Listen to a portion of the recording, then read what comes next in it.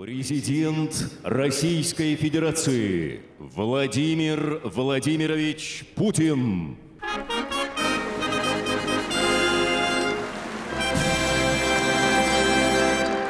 Спасибо, прошу вас. Прошу, добрый день. Уважаемые сенаторы, депутаты Государственной Думы, уважаемые граждане России. Каждое послание Федеральному собранию – это прежде всего взгляд в будущее. И сегодня речь пойдет не только о наших ближайших планах, но и о стратегических задачах. О тех вопросах, решение которых считаю принципиально важным для уверенного, долгосрочного развития страны. Такая программа действий, конкретных мер во многом формировалась и в ходе поездок в регионы, прямого разговора с рабочими, инженерами гражданских и оборонных заводов, с врачами, учителями, учеными, волонтерами, предпринимателями, с многодетными семьями, с нашими героями, фронтовиками, добровольцами, солдатами и офицерами Вооруженных сил России.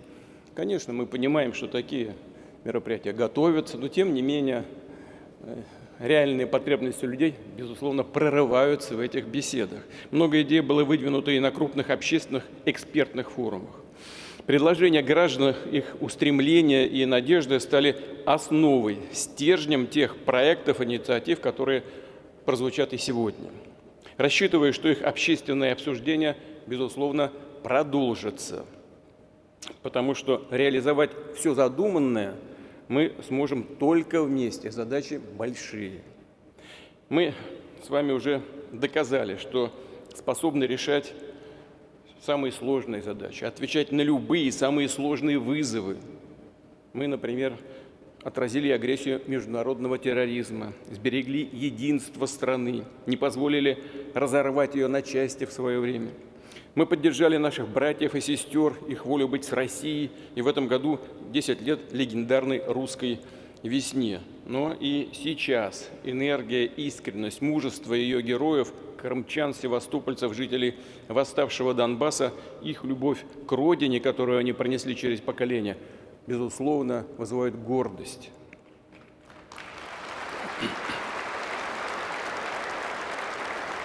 Все это вдохновляет, укрепляет уверенность в том, что мы все преодолеем. Вместе все сможем.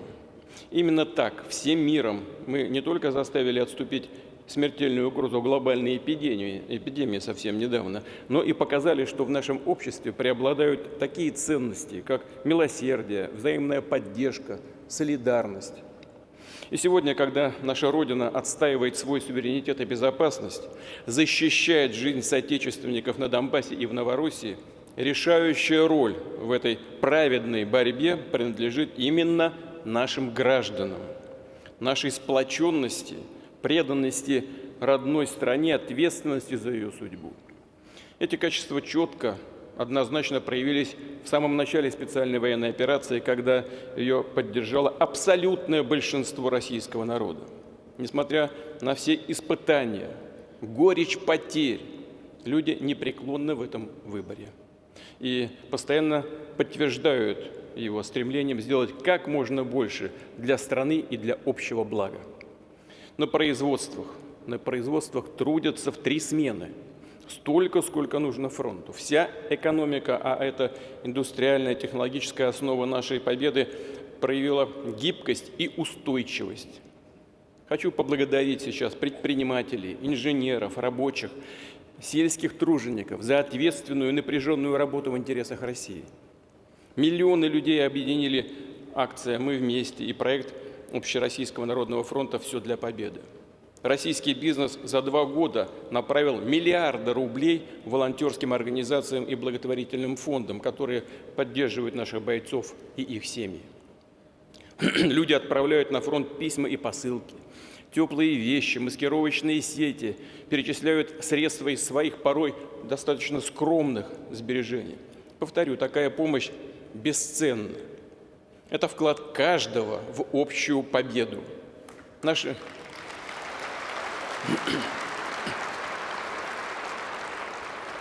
Наши герои на передовой, в окопах, там, где труднее всего, знают, что с ними вся страна. Хочу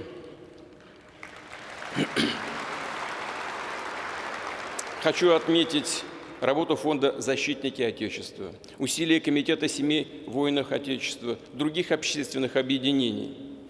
Прошу все органы власти и впредь делать все, чтобы поддержать семьи наших героев, родителей, жен, детей, которые переживают за самых близких, дорогих им людей, ждут их домой. Признателен парламентским партиям за консолидацию вокруг национальных интересов. Политическая система России – одна из опор суверенитета страны. Будем и дальше развивать институты демократии. Никому не позволим вмешиваться в наши внутренние дела.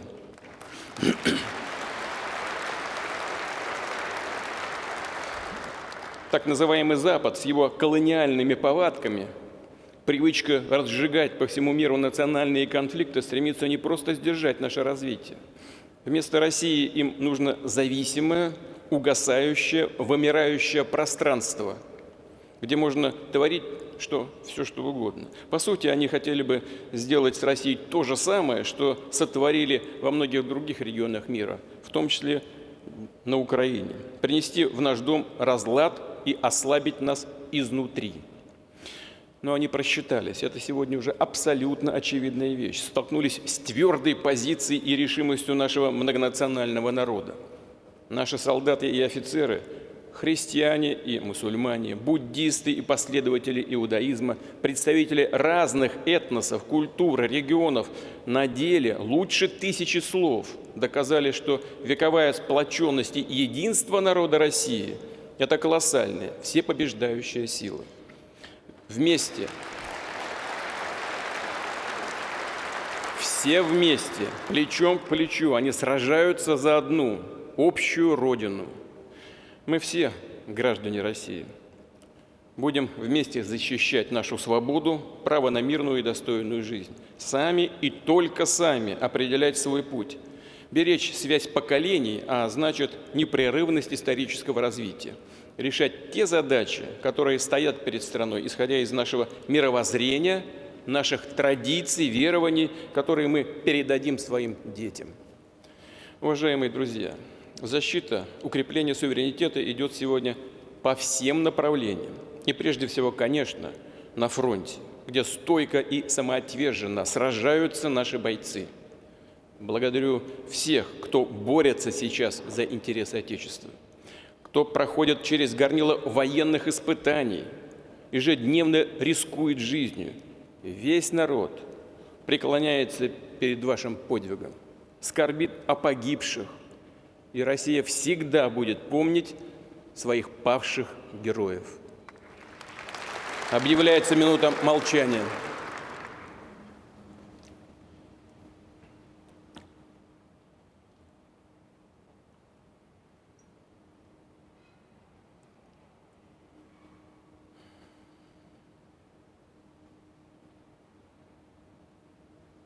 Спасибо.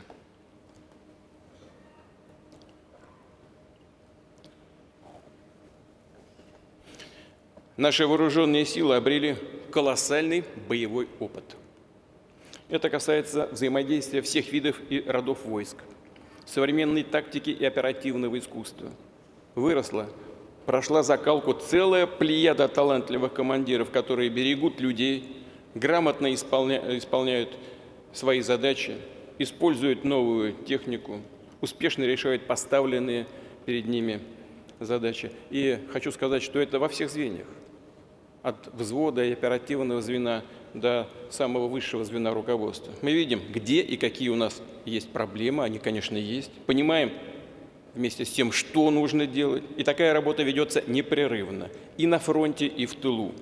Она направлена на повышение ударной мощи армии и флота, их технологичности и эффективности.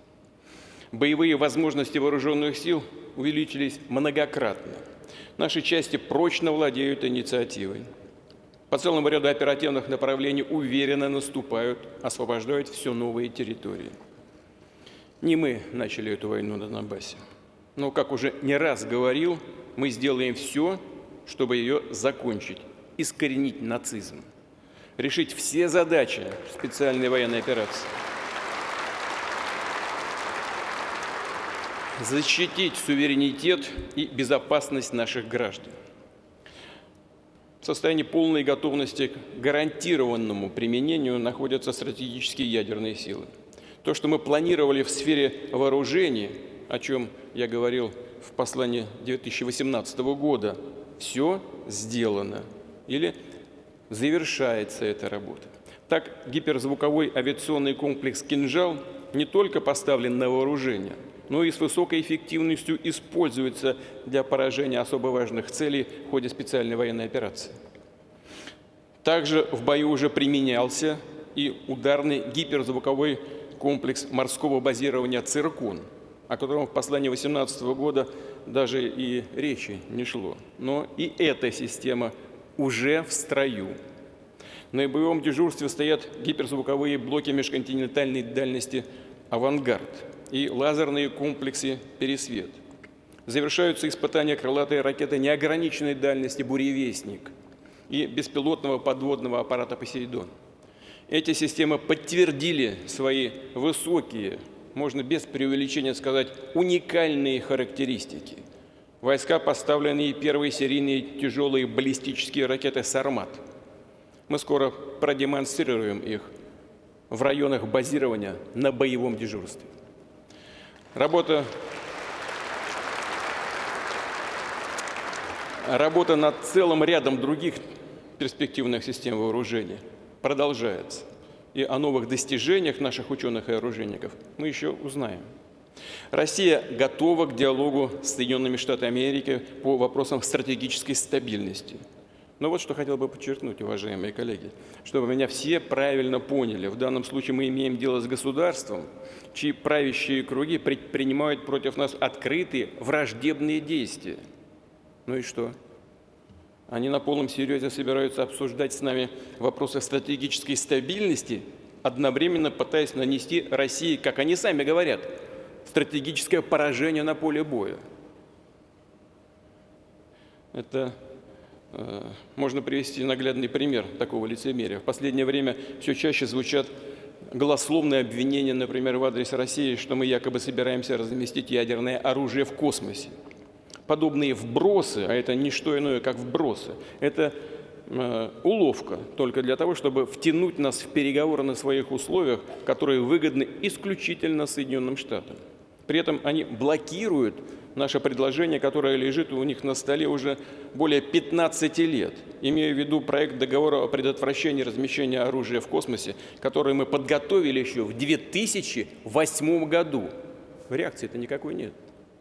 О чем они говорят, вообще непонятно. Поэтому у нас есть все основания полагать, что слова сегодняшних американских властей о якобы заинтересованности в переговорах с нами по вопросам стратегической стабильности – это демагогия. В преддверии президентских выборов в США они просто хотят показать своим гражданам, да и всем остальным, что по-прежнему правят миром. Мол, по тем вопросам, где Америке выгодно договариваться, будем вести с русскими разговор, а где им невыгодно, там и обсуждать нечего, как они сами говорят, business as usual. Там они будут стремиться нанести нам поражение. Но так, безусловно, им не пойдет. Наша позиция понятна. Если хотите обсуждать ответственные, важные для всей планеты вопросы безопасности и стабильности, то необходимо делать это только в едином комплексе. Естественно, включая все те аспекты, которые затрагивают наши национальные интересы и прямо влияют на безопасность нашей страны, безопасность России.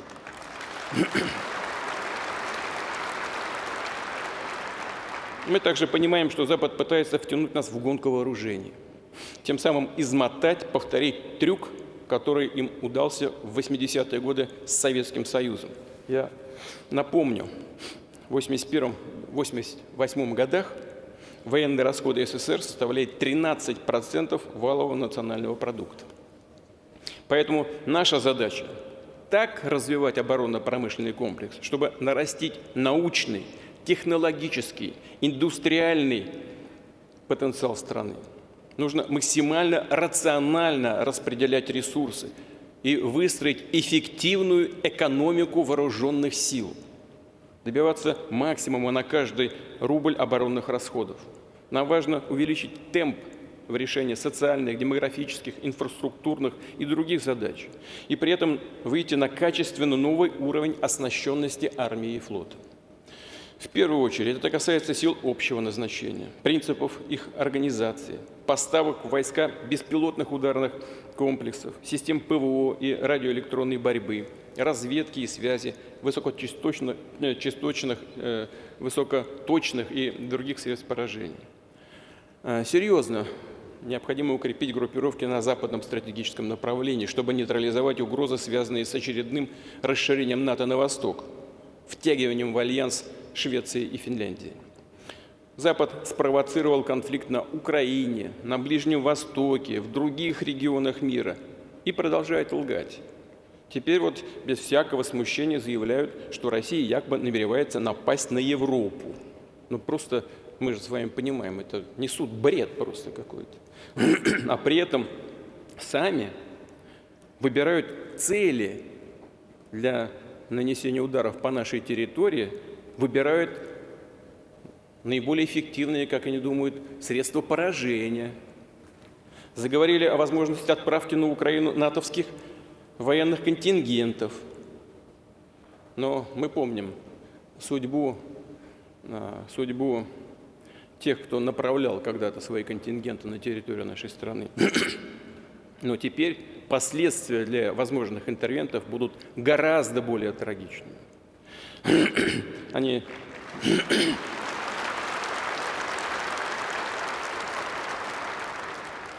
должны, в конце концов, понимать, что у нас тоже есть оружие, да знают об этом, сейчас только я сказал, тоже есть оружие, которое может поражать цели на их территории. И что все они придумывают сейчас, чем пугают весь мир, что все это реально грозит конфликтом с использованием ядерного оружия, а значит уничтожением цивилизации. Они чего, этого не понимают, что ли? Это люди, знаете, это люди, которые не прошли через тяжелые испытания. Они уже забыли, что такое война. Вот мы, даже наше сегодняшнее поколение, прошли вот через такие тяжелые испытания во время борьбы с международным терроризмом на Кавказе. Сейчас в условиях конфликта на Украине то же самое происходит. Они думают, что для них это все мультики какие-то. Чего сказать? Действительно, русофобия, как и другая идеология расизма, национального превосходства и исключительности, она ослепляет, лишает разума. Действия США и их сателлитов фактически привели к демонтажу системы европейской безопасности. Это порождает риски для всех. Очевидно, что необходимо работать над тем, чтобы уже в обозримой перспективе формировать новый контур равной и неделимой безопасности в Евразии. Мы готовы к предметному разговору по этой теме со всеми заинтересованными странами и объединениями. При этом вновь подчеркну, думаю, что это сегодня важно для всех. Без суверенной, сильной России никакой прочный миропорядок невозможен.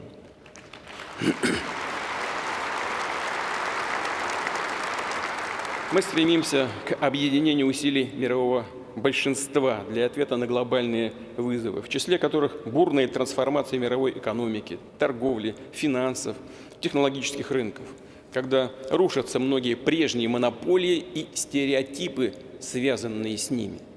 Так уже в 2028 году страны БРИКС, с учетом государств, которые недавно стали членами этого объединения, будут создавать около 37% глобального ВВП, тогда как показатель группы 7 опустится ниже 28%. Но это цифры очень убедительные, ведь еще 10-15 лет назад ситуация была совершенно другой. Я уже говорил об этом публично. Но тенденции такие, понимаете? Мировые тенденции, никуда от этого не деться, они носят объективный характер. Вот смотрите, доля в мировом ВВП по паритету покупательной способности большой семерки в 1992 году была 45,7%. Так? А БРИКС, без учета даже расширения в 1992 году, БРИКС, тогда организация не была, страны БРИКС, только 16,5 в 1992 году. А в 2022 уже семерка 30,3%, а БРИКС 31,5%. А к 2028 году ситуация еще больше поменяется в сторону БРИКС. Будет 36,6%. Для семерки прогноз на 2028 год 27,8%. Никуда от этого не деться. Это объективная реальность. Так и будет. Чего бы ни происходило, в том числе даже и на Украине. Мы совместно с дружественными государствами будем и дальше создавать эффективные и безопасные логистические коридоры, на передовой технологической базе строить новую глобальную финансовую архитектуру, свободную от политического вмешательства. Тем более, что Запад сам дискредитирует свои собственные валюты и банковскую систему, пилят сук, на котором сидят десятилетиями. Мы взаимодействуем с партнерами на принципах равноправия, уважения интересов друг друга. И потому к работе Евразес, ШОС, других БРИКС и других объединений с участием России активно подключаются новые и новые государства. Огромные перспективы видим в построении большого евразийского партнерства в сопряжении интеграционных процессов в рамках Евразийского экономического союза и инициативы Китайской Народной Республики «Один пояс, один путь». Позитивно развивается диалог Россия-АСЕАН. Настоящим прорывом стали саммиты Россия-Африка. Африканский континент все громче заявляет о своих интересах, о праве на подлинный суверенитет. Мы искренне поддерживаем все эти устремления. У России давние хорошие отношения с арабскими государствами. Они представляют самобытную цивилизацию от Северной Африки до Ближнего Востока, которая сегодня динамично развивается. И мы считаем важным искать с нашими арабскими друзьями новые точки соприкосновения, углублять весь комплекс партнерских связей. То же самое будем делать и на латиноамериканском направлении. И отдельно прошу правительство увеличить финансирование международных программ в сфере продвижения русского языка и нашей многонациональной культуры. Прежде всего, конечно, на пространствах СНГ, да и в мире в целом. Кстати, уважаемые друзья, коллеги, уверен, многие посетили выставку «Россия». Сюда приходят, чтобы увидеть самим, показать детям, как богата и необъятна наша Родина. На выставке «Россия» был дан старт году семьи. Ценности любви, взаимной поддержки и доверия передаются в семье из поколения в поколение. Так же, как культура, традиции, история, нравственные устои. И, конечно, главное предназначение семьи – это рождение детей, продолжение рода человеческого, воспитание детей, а значит и продолжение всего нашего многонационального народа. Мы видим, что происходит в некоторых странах, где сознательно разрушают нормы морали, институты семьи, толкают целые народы к вымиранию и вырождению, а мы выбираем жизнь. Россия была и остается оплотом традиционных ценностей, на которых строится человеческая цивилизация. Наш выбор разделяет большинство людей в мире, в том числе миллионы граждан западных стран. Да, сегодня и Россия, и многие другие государства сталкиваются со снижением рождаемости. Демографы утверждают, что этот вызов связан с общемировыми социальными, экономическими, технологическими, культурными и ценностными изменениями. Молодые люди получают образование, строят карьеру, налаживают свой быт, а рождение детей откладывают на потом. Очевидно, что не только экономика, качество социальной сферы влияют на демографию, на рождаемость, но и в огромной степени те жизненные ориентиры, которые закладываются в семье, формируются культурой, образованием, просвещением. Здесь важна работа всех уровней власти, гражданского общества, пастырей традиционных наших религий. Поддержка семей с детьми – наш фундаментальный нравственный выбор. Большая многодетная семья должна стать нормой, философией жизни общества, ориентиром всей государственной стратегии. В горизонте ближайших 6 лет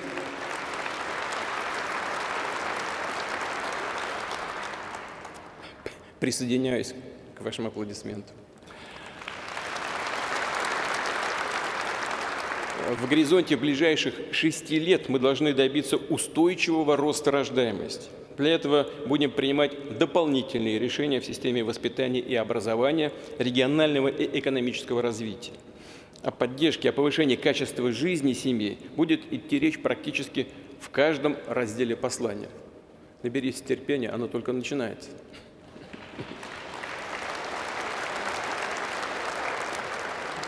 Начну, поэтому все, что было до, это важно, но вот сейчас начинается самое главное. Начну с одной из самых острых проблем. Это, мягко говоря, невысокие доходы, с которыми сталкиваются в том числе многодетные семьи. В 2000 году за чертой бедности в России находилось более 42 миллионов человек.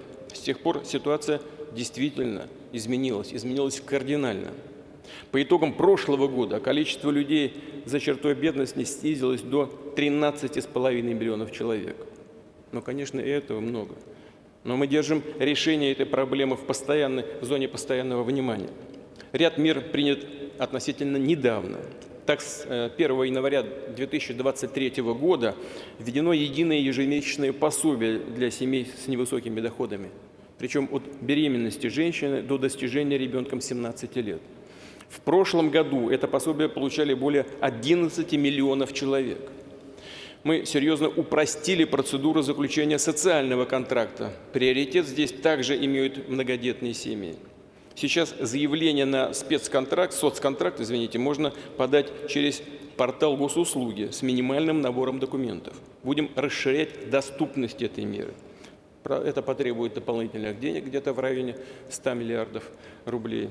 Но они предусмотрены. Вообще, я буду вот эти дополнительные расходы называть, они все проработаны. Хочу повторить, проблема бедности по-прежнему острая. Сейчас она прямо затрагивает более 9% населения страны, а среди многодетных семей, по оценкам, которые дают эксперты, уровень бедности составляет около 30%. Нужно поставить четкие цели и последовательно двигаться к их решению, к их достижению. Добиться, чтобы к 2030 году уровень бедности в России стал ниже 7%, а среди многодетных семей снизился более чем в 2 раза, хотя бы до 12%. То есть мы должны сделать особый акцент на снижение бедности прежде всего для многодетных семей. Понимаю, что в целом борьба с бедностью – это задача непростая, она носит абсолютно системный характер, многовекторный. Поэтому, повторю еще раз, важно, чтобы все меры, которые мы принимаем в этой сфере, все инструменты, которые используем, были эффективными и действенными, давали ощутимый, реальный результат для людей, для семей наших. Нужна постоянная работа, направленная на повышение качества жизни семей с детьми, на поддержку рождаемости. И для этого мы запустим новый национальный проект, который так и называется «Семья». В ряде конкретных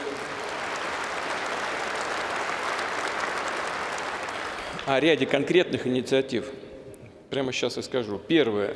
Российские регионы в дополнение к федеральным программам реализуют свои меры поддержки семей с детьми. Я хочу прежде всего поблагодарить коллег за эту работу и предлагаю дополнительно помочь субъектам федерации, где уровень рождаемости ниже среднероссийского. Это особенно важно для Центральной России и Северо-Запада. Вот в 2022 году в 39 регионах суммарный коэффициент рождаемости был ниже среднероссийского. До конца 2030 года направим таким регионам не менее 75 миллиардов рублей, чтобы они могли нарастить свои программы поддержки семей. Средства начнут поступать со следующего года. Второе. В прошлом году в России было построено свыше 110 миллионов квадратных метров жилья. Это в 1,5 раза больше самого высокого советского показателя, который был достигнут в 1987 году. Тогда построено было 72,8 миллиона квадратных метров, а сейчас 110. Еще важнее, что за последние 6 лет миллионы российских семей улучшили свои жилищные условия, в том числе более 900 тысяч с помощью семейной ипотеки.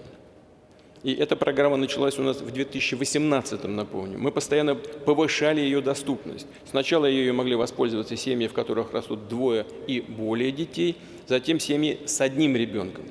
Программа семейной ипотеки действует до июля текущего года. Предлагаю ее продлить до 2030 года, сохранив основные базовые параметры.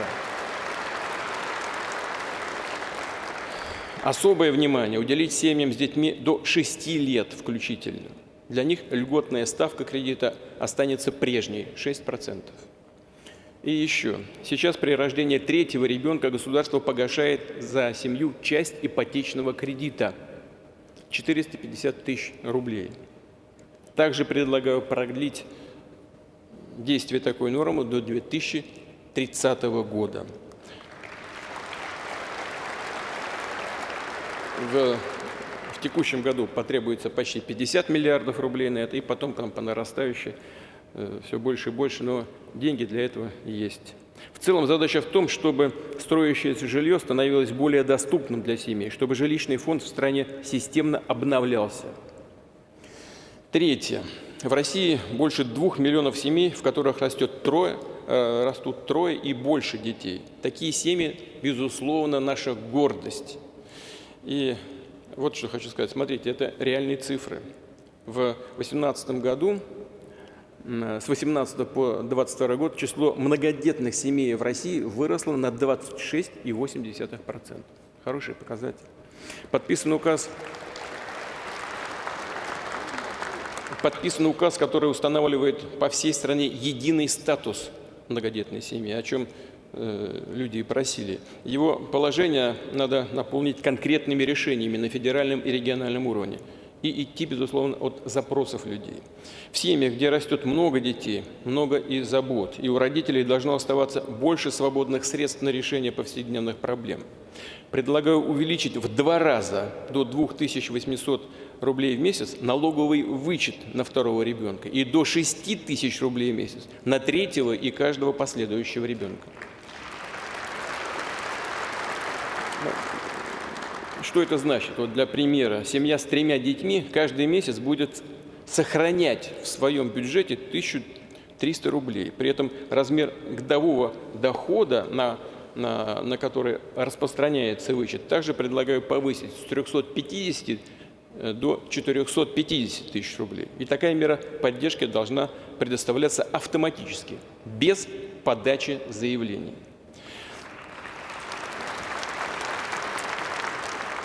И отдельно о программе материнского капитала. Сейчас семья при рождении первенца получает право на выплату в размере 630 тысяч рублей, а при рождении второго ребенка еще на 202 тысячи рублей. Размер материнского капитала регулярно индексируется. Программа материнского капитала действует у нас до начала 2026 года. Предлагаю также продлить ее как минимум до 2030 года.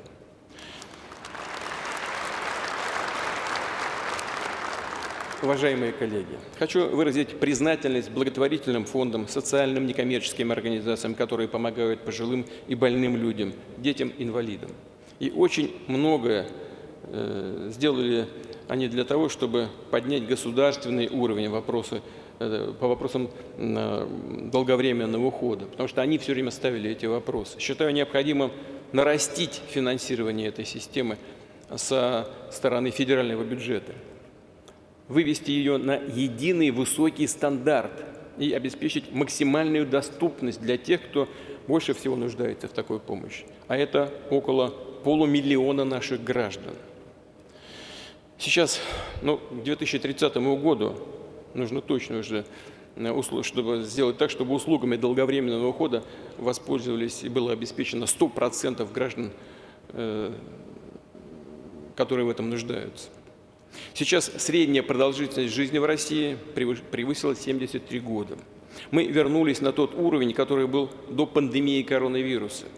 К 2030 году ожидаемая продолжительность жизни в России должна составить не менее 78 лет. А в дальнейшем, как мы и планировали, предстоит выйти на уровень 80+. Особое внимание нужно уделить сельским территориям, регионам, где продолжительность жизни пока ниже, чем в среднем по России. На решение этих задач будет нацелен национальный проект продолжительная и активная жизнь. При этом важно, чтобы росла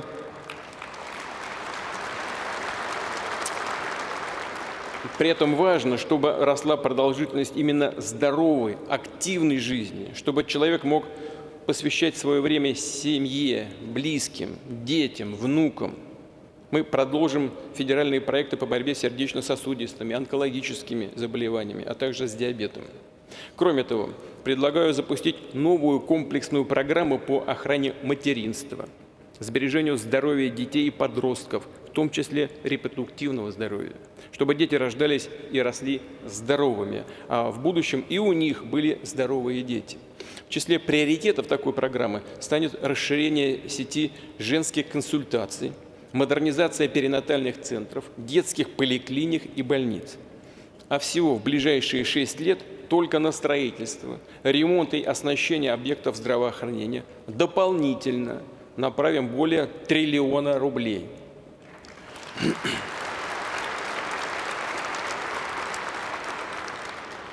Далее. За последние годы у нас в разы выросло число граждан, которые регулярно занимаются спортом.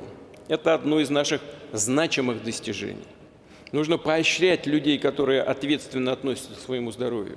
Уже со следующего года будем предоставлять налоговые вычеты для всех, кто регулярно на плановой основе проходит диспансеризацию, а также успешно сдает нормативы ГТО. Помните народный лозунг? Каждый помнит эту шутку. Бросай пить, вставай на лыжи. Вот это тот самый случай. Момент такой настал.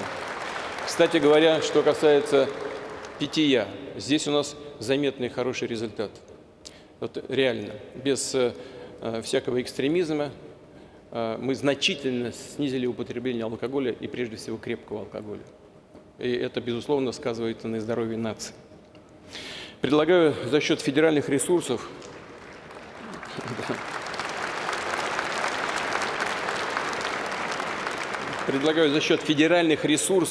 ежегодно строить в регионах, прежде всего в малых городах, сельских территориях, дополнительно не менее 350 спортивных объектов. Это и универсальные комплексы, и быстро возводимые площадки,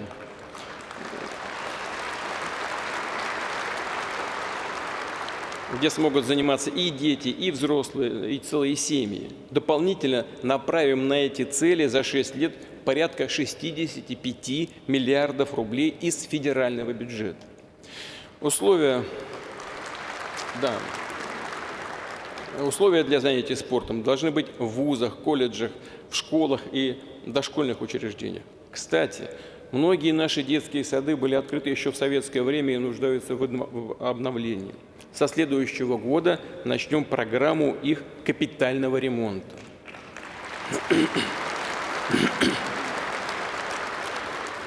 Люди постоянно об этом говорят. Что касается школ, то здесь капитального ремонта требует около 18,5 тысяч зданий. До 2030 года мы поможем регионам полностью закрыть эту накопившуюся проблему, а в дальнейшем будем проводить ремонты школ уже в плановом режиме. То, что сделано до сих пор, показывает, что мы на правильном пути. В целом на капитальный ремонт детских садов и школ выделим дополнительно более 400 миллиардов рублей.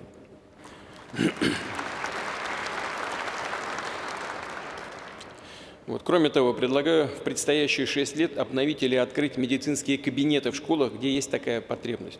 А такая потребность есть, потому что у нас сейчас в 22-23 годах из 39 тысяч школ, 39 440 школ у нас, медицинские кабинеты есть только в 65%.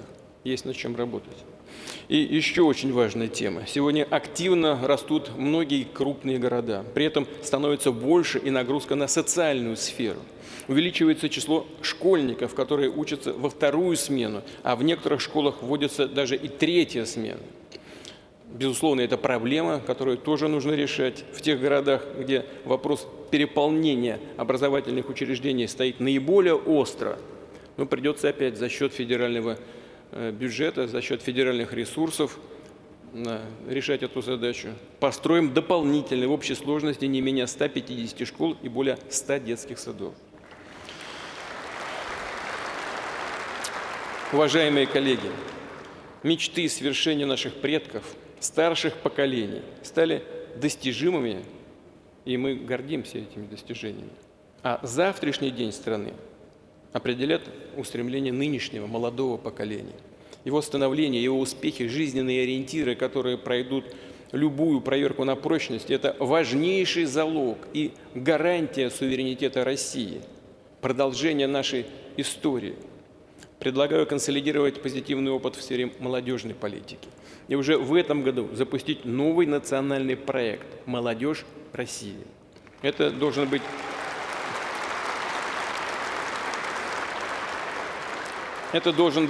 проект о будущем и для будущего нашей страны. Именно так понимают свое призвание, свою высокую миссию и ответственность за молодые поколения наши школьные учителя. Огромное вам спасибо за ваш подвижнический труд. В том, чтобы ребята чувствовали себя единой командой, обрели опору в жизни, велика роль наставников. С 1 сентября 2024 года предлагаю ввести федеральную выплату 5000 рублей в месяц для всех советников, директоров по воспитанию в школах и колледжах. И чего раньше не было. И отдельное решение предлагаю для школьных классных руководителей и кураторов групп в колледжах, техникумах, которые работают в тех населенных пунктах, которым нужно уделить особое внимание, а именно таким населенным пунктам, где живет меньше 100 тысяч человек. А это, по сути, все наши небольшие города, райцентры, поселки, села. Так вот, уже с 1 марта 2024 года предлагаю вдвое увеличить таким специалистам федеральную выплату за классное руководство и кураторство группами до 10 тысяч рублей.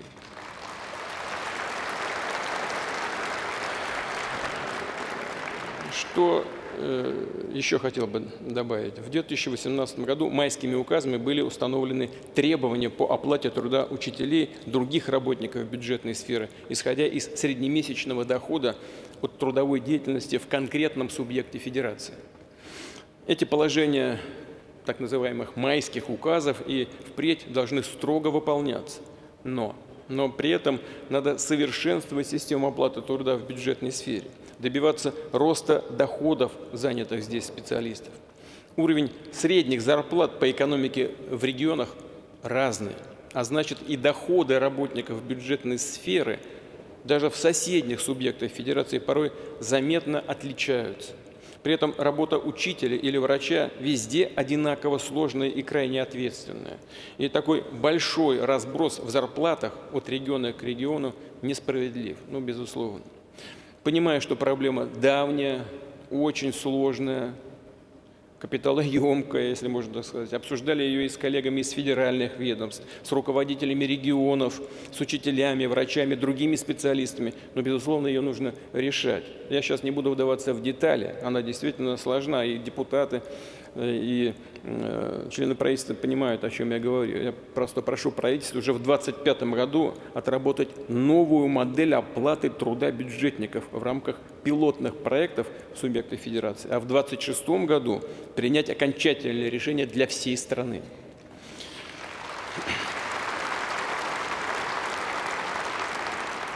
Отдельный вопрос – это создание дополнительной мотивации для молодых специалистов, чтобы они приходили работать в школу и видели здесь перспективу для профессионального и карьерного роста.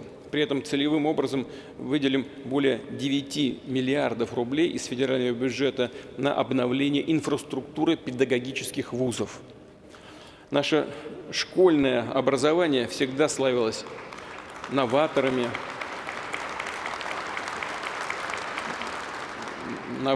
уникальными авторскими методиками. Именно таким учительским командам предстоит принять участие в создании перспективных школ. Строительство первой образовательной школы лидерского уровня начнем уже в этом году в Рязанской, Псковской, Белгородской, Нижегородской и Новгородской областях. В дальнейшем они появятся во всех федеральных округах, на Дальнем Востоке, в Сибири, на Донбассе. Всего до 2030 года откроем 12 таких школ. Теперь о содержании образования. Учебная нагрузка для детей должна быть разумной и сбалансированной. И, конечно, явно не на пользу делу, когда на уроках учат одному, а на экзаменах спрашивают другое. Такое несоответствие, мягко говоря, между школьными программами и вопросами на экзаменах, а такое бывает, к сожалению. Но это вынуждает родителей нанимать репетиторов, а ведь далеко не всем это по карману. Я прошу коллег из правительства совместно с педагогическим и родительским сообществом разобраться с этой проблемой, она очевидная. В этой связи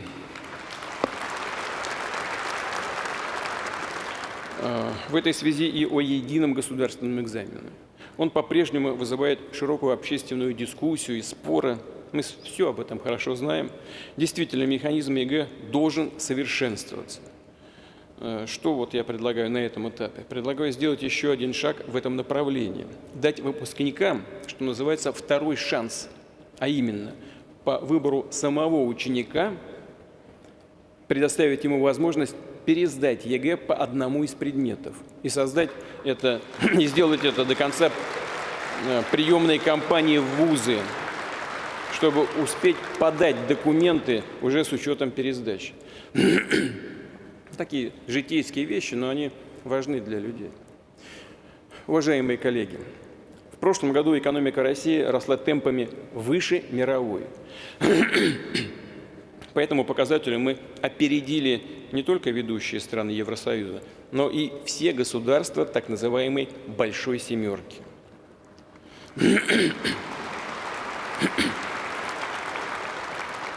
Но что я хочу в этой связи отметить?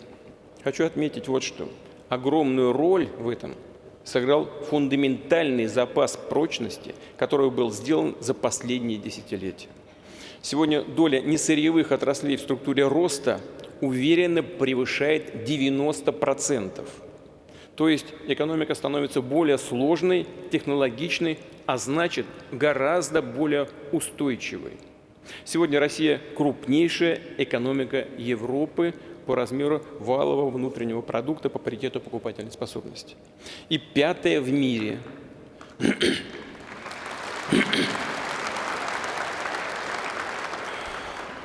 Темпы и, главное, качество роста позволяют надеяться и даже утверждать, что уже в ближайшей перспективе мы сможем сделать еще один шаг вперед, войдем в четверку крупнейших экономических держав мира.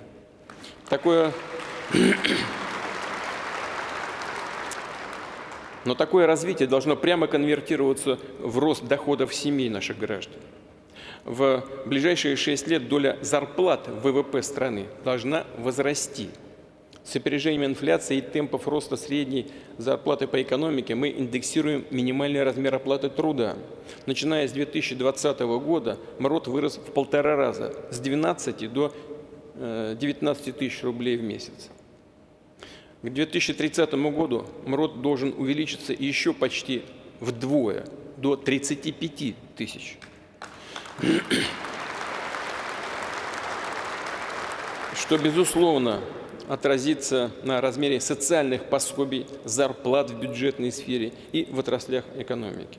При этом мы понимаем, какие риски и факторы могут привести к замедлению экономического роста нашего развития в целом. Это в первую очередь нехватка квалифицированных кадров и собственные передовые технологии или их отсутствие по некоторым направлениям. Здесь нужно работать на опережение, поэтому сегодня подробно остановлюсь на этих двух стратегически важных темах. Начну с кадровой базы. В России растет большое молодое поколение. Вот как ни странно, да, есть демографические проблемы с ростом численности населения. Вот большое молодое поколение, оно у нас имеет место быть. В 2030 году в стране будет 8,3 миллиона граждан в возрасте до 20 лет, от 20 до 24 лет. А в 1935 году уже 9,7 миллиона, на 2,4 миллиона больше, чем сейчас. И это, конечно, результат в том числе и демографических мер предыдущих лет. Нам важно, чтобы эти ребята, сегодняшние подростки, стали профессионалами своего дела, готовыми трудиться в экономике 21 века. На это направим новый национальный проект «Кадры».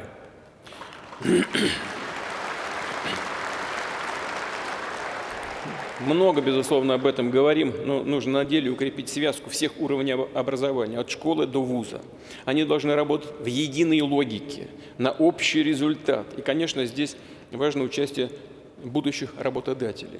С нынешнего учебного года во всех школах страны развернута система профориентации. Ребята, начиная с 6 класса, могут познакомиться с разными специальностями. Обращаюсь сейчас к руководителям предприятий, научных и медицинских центров.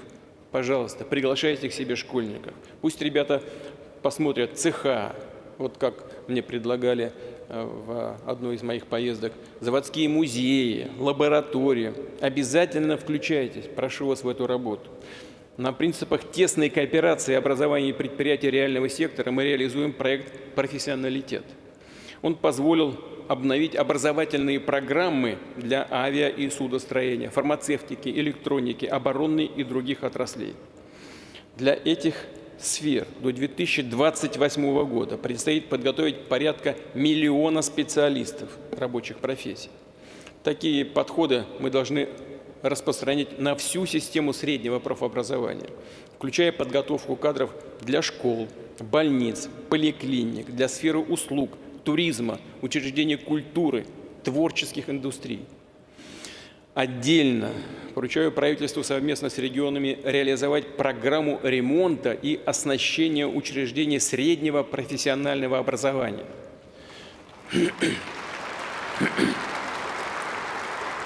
Нужно привести в порядок не только учебные здания, но и спортивные объекты, общежития, техникумов и колледжей. За 6 лет направим на эти цели 120 миллиардов рублей из федерального бюджета. Также выделим дополнительно 124 миллиарда рублей и в предстоящие 6 лет проведем капитальный ремонт порядка 800 общежитий вузов и университетов. Теперь в целом о высшей школе. Задача, чтобы центры науки и образования развивались по всей стране. Для этого до 2030 года построим 25 университетских кампусов. Мы уже говорили об этом, но сейчас считаю нужным сказать еще раз. Предлагаю в этой связи расширить эту программу и в общей сложности построить не менее 40 таких студенческих городков. И выделить на эти цели, придется выделить на эти цели около 400 миллиардов рублей из федерального бюджета. Естественно, предусмотрев в кампусах все условия, чтобы студенты, аспиранты, преподаватели, молодые семьи могли учиться, работать и воспитывать детей. В целом надо буквально по полочкам разобрать все жизненные ситуации, с которыми сталкиваются молодые мамы, молодые родители, и с учетом этого настроить работу системы госуслуг, социальной сферы, здравоохранения, городской и сельской инфраструктуры. Прошу правительство и регионы внимательно все эти вопросы проработать. Далее. В послании прошлого года объявил о существенных изменениях в организации высшей школы, о необходимости использовать здесь лучший отечественный опыт. Профессиональная основа будущего специалиста закладывается на первых курсах, где преподаются фундаментальные дисциплины. Считаю необходимым повысить уровень оплаты труда преподавателей таких предметов. И прошу правительства предложить конкретные параметры этого решения и начать их внедрение уже с 1 сентября в пилотном режиме. Потребуются дополнительные ресурсы, по предварительным подсчетам в этом году 1,5 миллиарда, потом 4,5 миллиарда. Эти деньги тоже у нас посчитаны. Нам важно повысить потенциал и качество всей высшей школы, поддержать вузы, которые стремятся к развитию. На это направлена наша программа «Приоритет-2030». Ее финансирование рассчитано до конца текущего года. Безусловно, предлагаю продлить ее еще на 6 лет и выделить дополнительно порядка 190 миллиардов рублей. Критериями эффективности вузов-участников должны быть кадровые и технологические проекты с регионами, отраслями экономики и социальной сферы, создание реально работающих инновационных компаний и стартапов, привлечение и иностранных студентов. И, конечно, оценивать работу всех вузов, университетов России, колледжей, техникумов будем потому, насколько востребованы их выпускники, как растут их заработные платы. Уважаемые друзья, теперь несколько слов о технологической базе развития. Здесь основа основ – это наука, конечно. На встрече с учеными, сотрудниками Российской академии наук, которая в этом году отметила свое 300-летие, говорил, что даже в самые сложные периоды Россия никогда не отказывалась в решении задач фундаментального характера. Всегда думала о будущем. И мы сейчас должны поступать так же. Ну, собственно говоря, мы так и стараемся делать. Например, такого спектра научных установок класса мегасайенс, как у России, сегодня нет ни у одной страны мира. Это уникальные возможности и для наших ученых, и для партнеров, исследователей из других стран, которых мы приглашаем к сотрудничеству. Отечественная научная инфраструктура – наше мощное конкурентное преимущество как в сфере фундаментальной науки, так и в создании заделов для фармацевтики, биологии, медицины, микроэлектроники, химической промышленности и производства новых материалов для развития космических программ. Считаю, что мы должны более чем вдвое увеличить совокупные вложения государства и бизнеса в исследования и разработки, довести их долю до 2% ВВП к 2030 году и по этому показателю войти в число ведущих научных держав мира. При этом, вновь повторю, должны существенно, хочу еще раз повторить, при этом существенно должны вырасти инвестиции в науку и со стороны частного бизнеса, не менее чем вдвое к 2030 году. Конечно же, главное – это эффективность таких вложений. Речь идет о достижении конкретного научного результата в каждом конкретном случае. Здесь нужно использовать позитивный опыт наших федеральных научно-исследовательских программ по генетике, сельскому хозяйству, проектов Российского научного фонда. С учетом актуальных задач и вызовов мы скорректировали стратегию научно-технологического развития России. В ее логике запускаем и новые национальные проекты технологического суверенитета. Назову их основные направления. Первое. Мы должны быть независимы, иметь все технологические ключи в таких чувствительных областях, как сбережение здоровья граждан, продовольственная безопасность. Второе, нужно достичь технологического суверенитета в сквозных сферах, которые обеспечивают устойчивость всей экономики страны. Это средства производства и станки, робототехника, все виды транспорта, беспилотные авиационные, морские и другие системы, экономика данных, новые материалы и химия. Третье. Мы должны создавать глобально конкурентные продукты, опираясь на уникальные отечественные разработки, в том числе в области космических, атомных и новых энергетических технологий.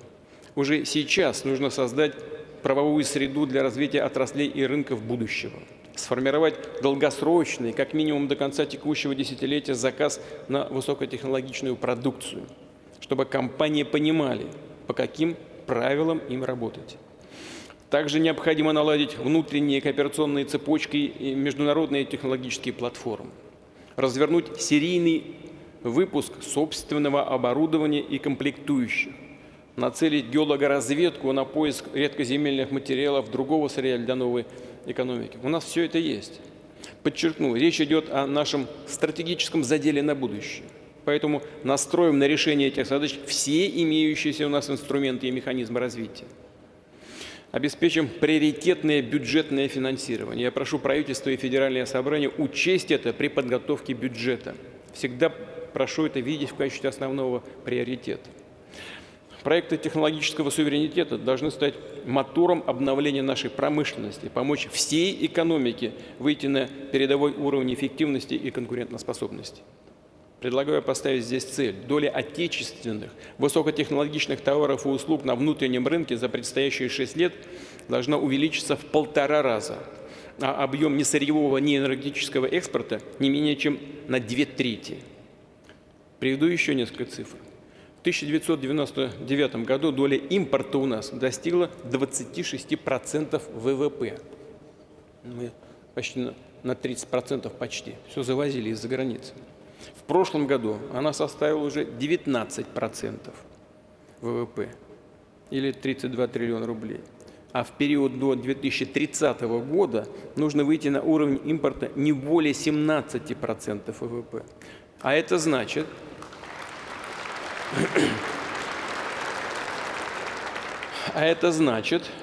что мы должны сами в гораздо больших объемах производить потребительские и другие товары, лекарства, оборудование, станки, транспортные средства и так далее.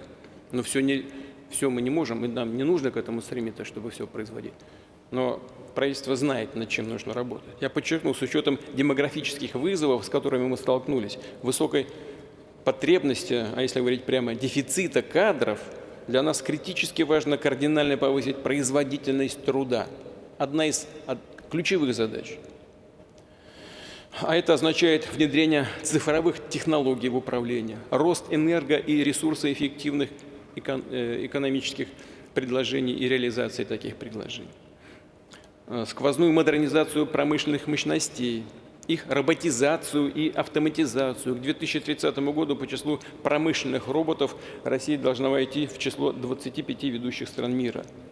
Вы знаете, если иметь в виду то, что у нас есть сегодня, это будет хорошим результатом.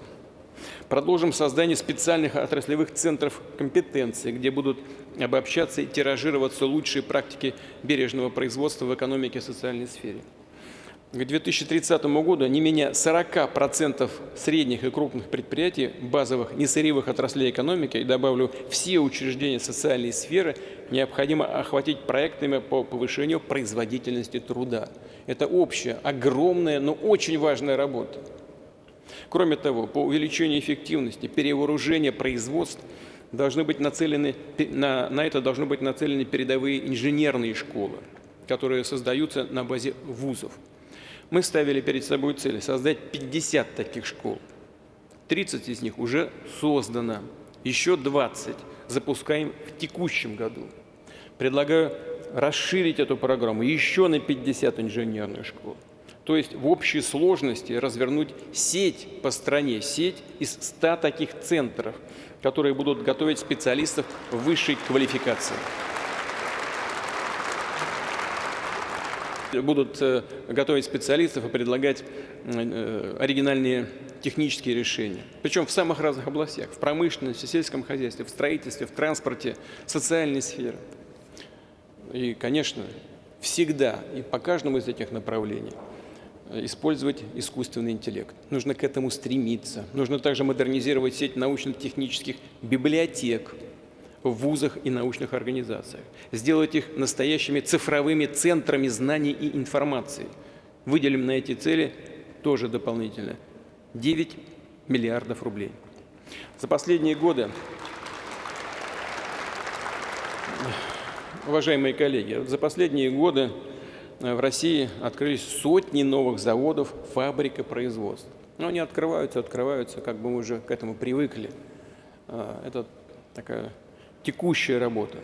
Но среди них и такие индустриальные гиганты, как горно-металлургический комбинат «Удакан» в Забайкалье, Тайшетский алюминиевый завод в Иркутской области, Мурманский центр строительства крупнотоннажных морских сооружений, Запсиб «Нефтехим» в Тюменской области. И этот перечень, безусловно, можно продолжать. Обращаю внимание, в предстоящие 6 лет уровень валовой добавленной стоимости обрабатывающей промышленности России должен увеличиться не менее чем на 40% по сравнению с 2022 годом. Такое форсированное индустриальное развитие означает создание тысяч новых производств, современных, хорошо оплачиваемых рабочих мест. Мы уже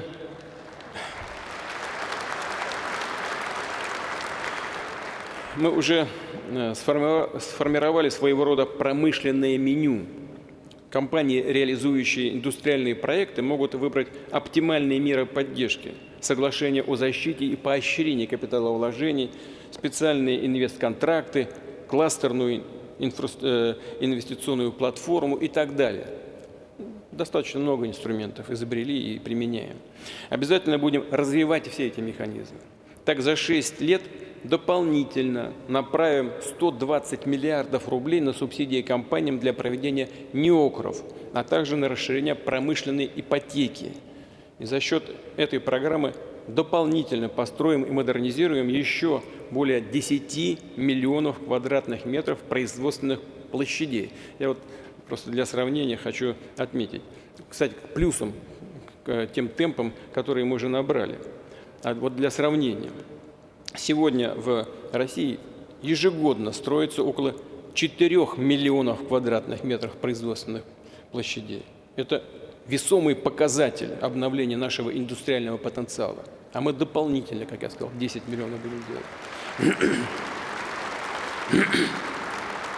Далее, на 300 миллиардов рублей пополним фонд развития промышленности. Увеличим его капитал почти в 2 раза и нацелим на поддержку высокотехнологичных проектов. Еще не менее 200 миллиардов дополнительно выделим в рамках кластерной инвестиционной платформы на субсидирование процентных ставок для проектов по выпуску приоритетной промышленной продукции. Чтобы стимулировать обновление производственных мощностей предприятий обрабатывающей промышленности, предлагаю для них увеличить базу для расчета амортизации. Она составит 200% затрат на российское оборудование и НИОКРы. Но это такая вроде как скучная субстанция, но я поясню, о чем идет речь. Если компания приобретает отечественные станки на 10 миллионов рублей, то она сможет уменьшить налогооблагаемую базу на 20 миллионов. Это такая серьезная поддержка. Продолжим развитие индустриальных технопарков с акцентом на размещение производств малого и среднего бизнеса по нашим технологическим приоритетам. Здесь важно использовать преимущество кластерного подхода, когда компании растут вместе со своими смежниками-поставщиками, а их кооперация дает взаимовыгодный эффект для всех. Обращаю внимание правительства, до 2030 года необходимо создать еще не менее 100 таких площадок. Они должны формировать точки роста по всей территории страны, стимулировать капиталовложения. Мы ставим цель к 2030 году объем инвестиций в ключевых отраслях должен прибавить 70%. Кстати, здесь у нас динамика хорошая. Хочется сказать даже очень хороший. Ну, хороший. Темп роста инвестиций накопленным итогом в 2021 году составил 8,6%, а план был 4,5%. В 2022 году 15,9%, при плане 9,5%. А за 9 месяцев прошлого года при плане на год 15,1%, прирост составил 26,6%. Надо и дальше двигаться опережающими темпами. Наша банковская система, фондовый рынок должны в полной мере обеспечивать приток капитала в экономику, в ее реальный сектор, в том числе через механизмы проектного и акционерного финансирования. В ближайшие 2 года с использованием фондов акционерного капитала будут поддержаны индустриальные проекты с инвестициями более чем на 200 миллиардов рублей. Смысл такого механизма в том, что корпорация развития ВЭБ РФ при участии коммерческих банков входит в капитал высокотехнологичных компаний, оказывает содействие на фазе их активного роста. Уже давал поручение запустить особый режим первичных размещений акций компаний, которые работают в приоритетных высокотехнологичных направлениях. Обращаю внимание коллег и в Минфине, и в Центральном банке, нужно ускорить запуск этого механизма, включая компенсацию затрат на размещение ценных бумаг. Нужно делать это в конце концов. Повторю, российскому фондовому рынку необходимо усилить свою роль как источника инвестиций. Его капитализация к 2030 году должна удвоиться по сравнению с нынешним уровнем, составить 66% ВВП. При этом важно, чтобы у граждан была возможность надежно инвестировать свои сбережения в развитие страны и получать при этом дополнительные доходы. Уже принято решение. Добровольные накопления в негосударственных пенсионных фондах в объеме до 2 миллионов 800 тысяч рублей будут застрахованы государством. То есть их возврат гарантирован. Кроме того, будут застрахованы долгосрочные индивидуальные инвестиционные счета на сумму до 1 400 000 рублей. На вложение граждан в долгосрочные финансовые инструменты в размере до 400 000 рублей в год распространим единый налоговый вычет. При этом считаю необходимым запустить новый инструмент – сберегательный, так называемый сберегательный сертификат. Граждане смогут размещать свои сбережения в банках на длительный срок более 3 лет. Сертификат будет безотзывным, а значит, банки смогут предлагать клиентам более высокий, выгодный процентный доход. И, конечно, эти средства граждан также будут застрахованы государством в размере до 2 800 000 рублей, то есть в 2 раза больше, чем по обычным депозитам в банках. Подчеркну,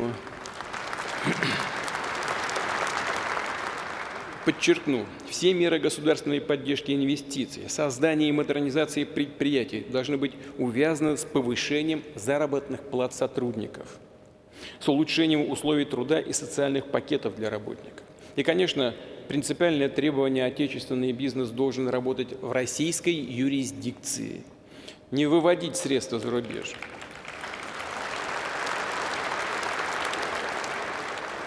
Где, как оказалось, можно все потерять. А теперь вот мы с коллегами из бизнеса встречаемся и думаем, как бы им помочь что-то вытащить оттуда. Но не надо туда уводить, и тогда не будем решать вопросы, как вернуть. Вкладывать ресурсы нужно в Россию, в регионы, в развитие компаний, в подготовку кадров. Самая надежная защита активов, капиталов российского бизнеса – наша сильная, суверенная страна.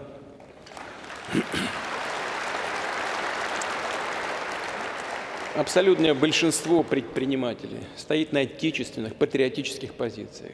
И бизнес, который работает здесь, в России, должен иметь гарантии неприкосновенности собственности, активов и своих новых вложений. Вот вложение сюда и защита инвестиций, защита прав предпринимателей взаимосвязаны. Безусловно, мы должны это обеспечить. Это в интересах государства, всего общества, в интересах миллионов людей, которые трудятся в сфере частного бизнеса, крупного, среднего, малого. Я всегда говорил и скажу еще раз: никому, ни представителям власти, ни сотрудникам правоохранительных органов, никому не позволено притеснять людей, приступать к закону или использовать его в корыстных целях.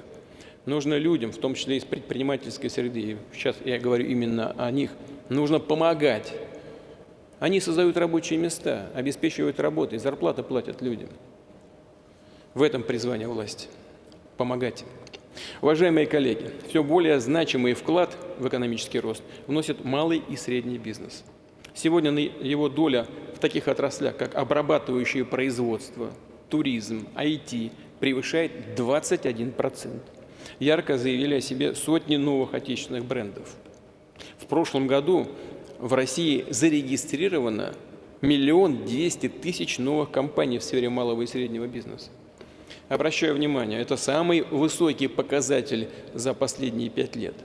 Люди стремятся начать свое дело, верят в себя, в свою страну и в свой успех. Особо отмечу, что за 2023 год на 20% выросло число молодых предпринимателей в возрасте до 25 лет. Сегодня их более 240 000. Такую созидательную энергию нужно обязательно поддержать, чтобы средний доход на работника, занятого в сфере малого и среднего бизнеса, в предстоящие 6 лет рос быстрее темпов увеличения ВВП. То есть должна повышаться эффективность такого бизнеса, его качественные показатели. Уже говорил, что не должно быть ситуации, когда компаниям фактически невыгодно набирать обороты, потому что налоговые платежи при переходе с упрощенного на общий налоговый режим резко возрастают. Получается, что государство подталкивает бизнес к дроблению, другим способом так называемой оптимизации фискальной нагрузки. Прошу правительства совместно с парламентариями проработать параметры амнистии в отношении некрупных компаний, которые при фактическом росте бизнеса были вынуждены использовать схемы налоговой оптимизации. Что здесь важно? Такие компании должны отказаться, разумеется, от искусственного, по сути, притворного дробления бизнеса, перейти к нормальной, цивилизованной работе в белую. При этом, подчеркну, никаких штрафов, подчеркиваю это особо, никаких штрафов, санкций, пересчета налогов за предыдущие периоды не будет. В этом смысл амнистии.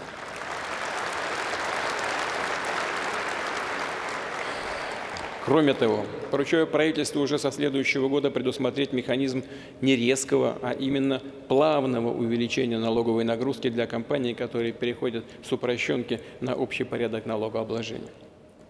Далее. Мы пошли на такое решение, как временные моратории на проверки. Эта мера себя полностью оправдала. Компаниям, которые гарантируют высокое качество товаров и услуг, несут ответственность перед потребителями, действительно можно и нужно доверять.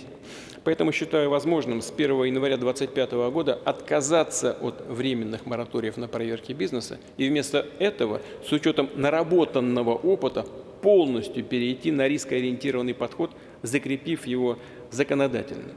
Там, где риски отсутствуют, надо применять профилактические меры и таким образом минимизировать число проверок. И еще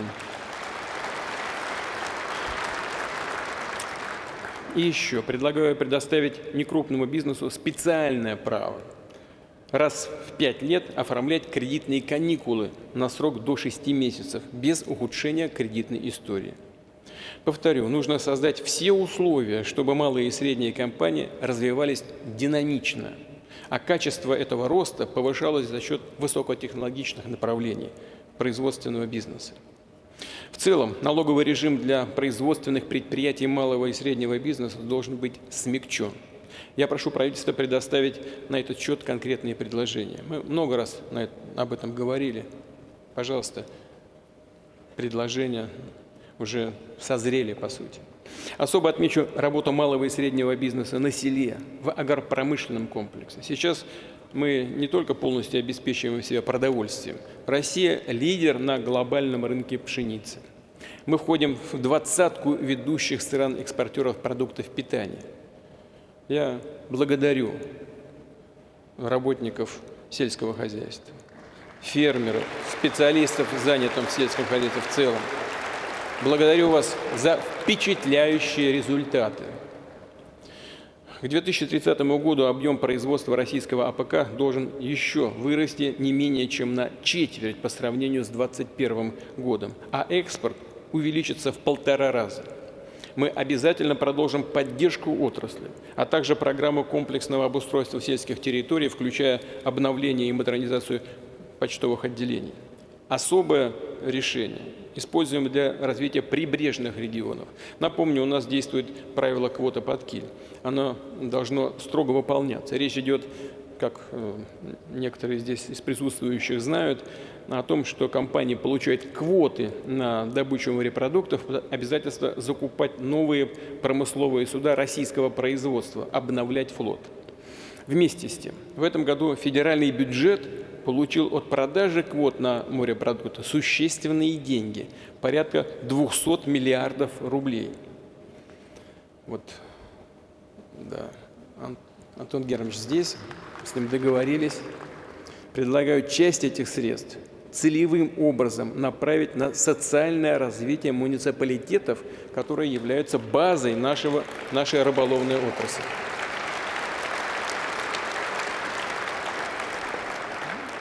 Уважаемые коллеги, в современных условиях повышение эффективности всех сфер производительности труда неразрывно связано с цифровизацией, с использованием технологий искусственного интеллекта. Я уже об этом упоминал.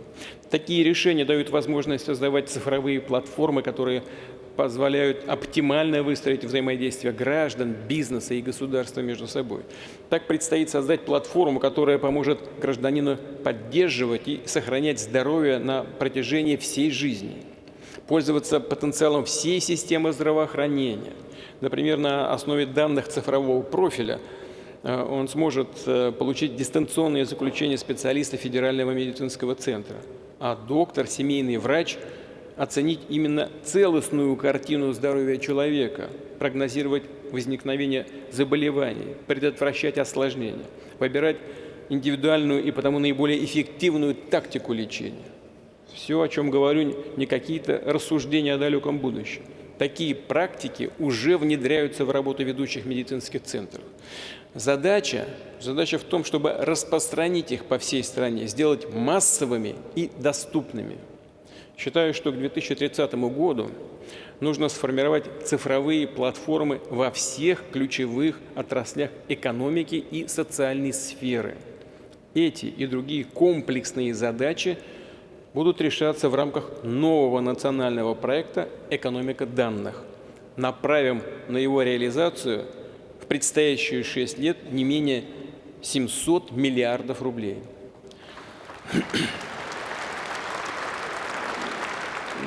Для государства такие технологии, интегральные платформы открывают огромные возможности для планирования развития экономики отдельных отраслей, регионов и городов, для эффективного управления нашими программами и национальными проектами.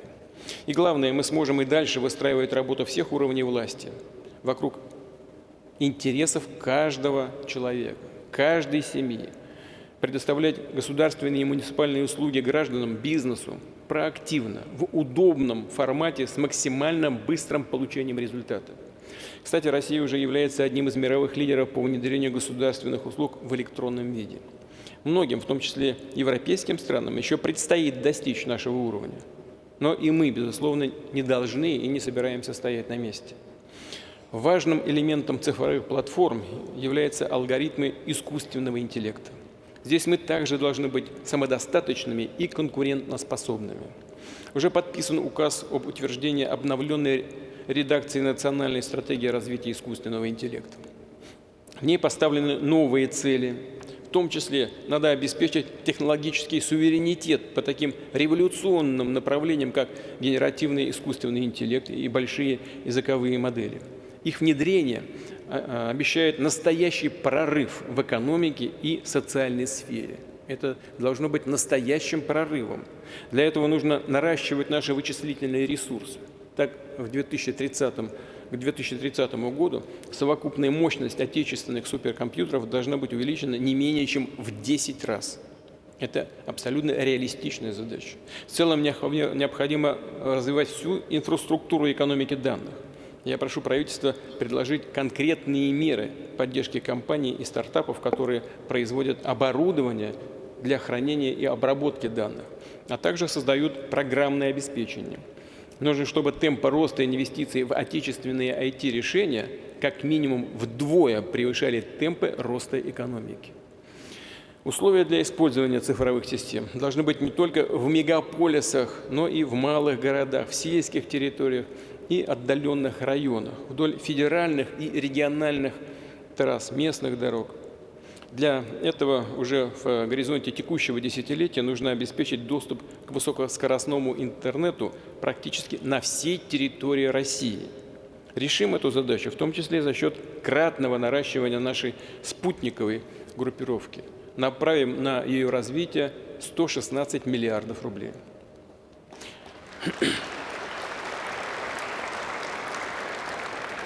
Уважаемые коллеги, сейчас хотел бы отдельно остановиться на вопросах регионального развития. Что предлагается? Прежде всего, надо снизить долговую нагрузку субъектов Российской Федерации.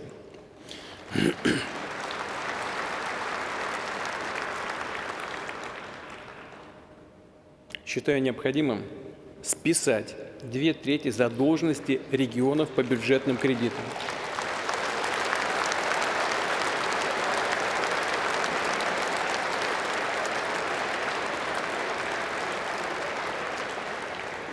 По оценке, это позволит им сохранить порядка 200 миллиардов рублей ежегодно с 2025 по 2028 год. Обращаю внимание, эти сэкономленные средства должны быть, что называется, окрашены и целевым образом направлены регионами на поддержку инвестиций и инфраструктурные проекты. Уважаемые коллеги, обращаю на это ваше внимание.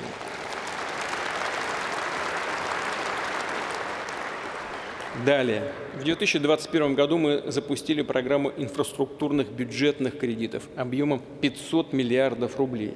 Затем расширили ее до 1 триллиона.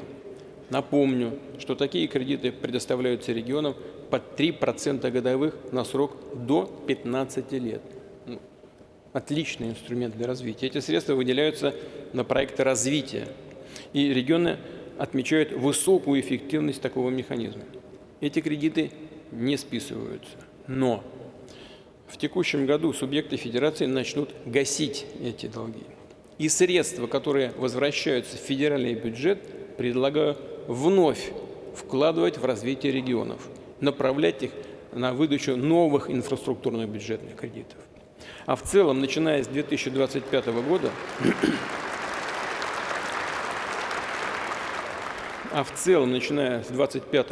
будем наращивать портфель инфраструктурных кредитов субъектам федерации не менее чем на 250 миллиардов рублей ежегодно. Также считаю, что регионам нужно предоставить более широкие возможности распоряжаться средствами в рамках достижения целей национальных проектов. Приведу конкретный пример. Субъект федерации модернизирует, скажем, поликлинику, качественно провел ремонт. Если при этом остались средства, их можно будет не возвращать в федеральный бюджет, а направить, скажем, на закупку оборудования для отремонтированной поликлиники и так далее. И, конечно,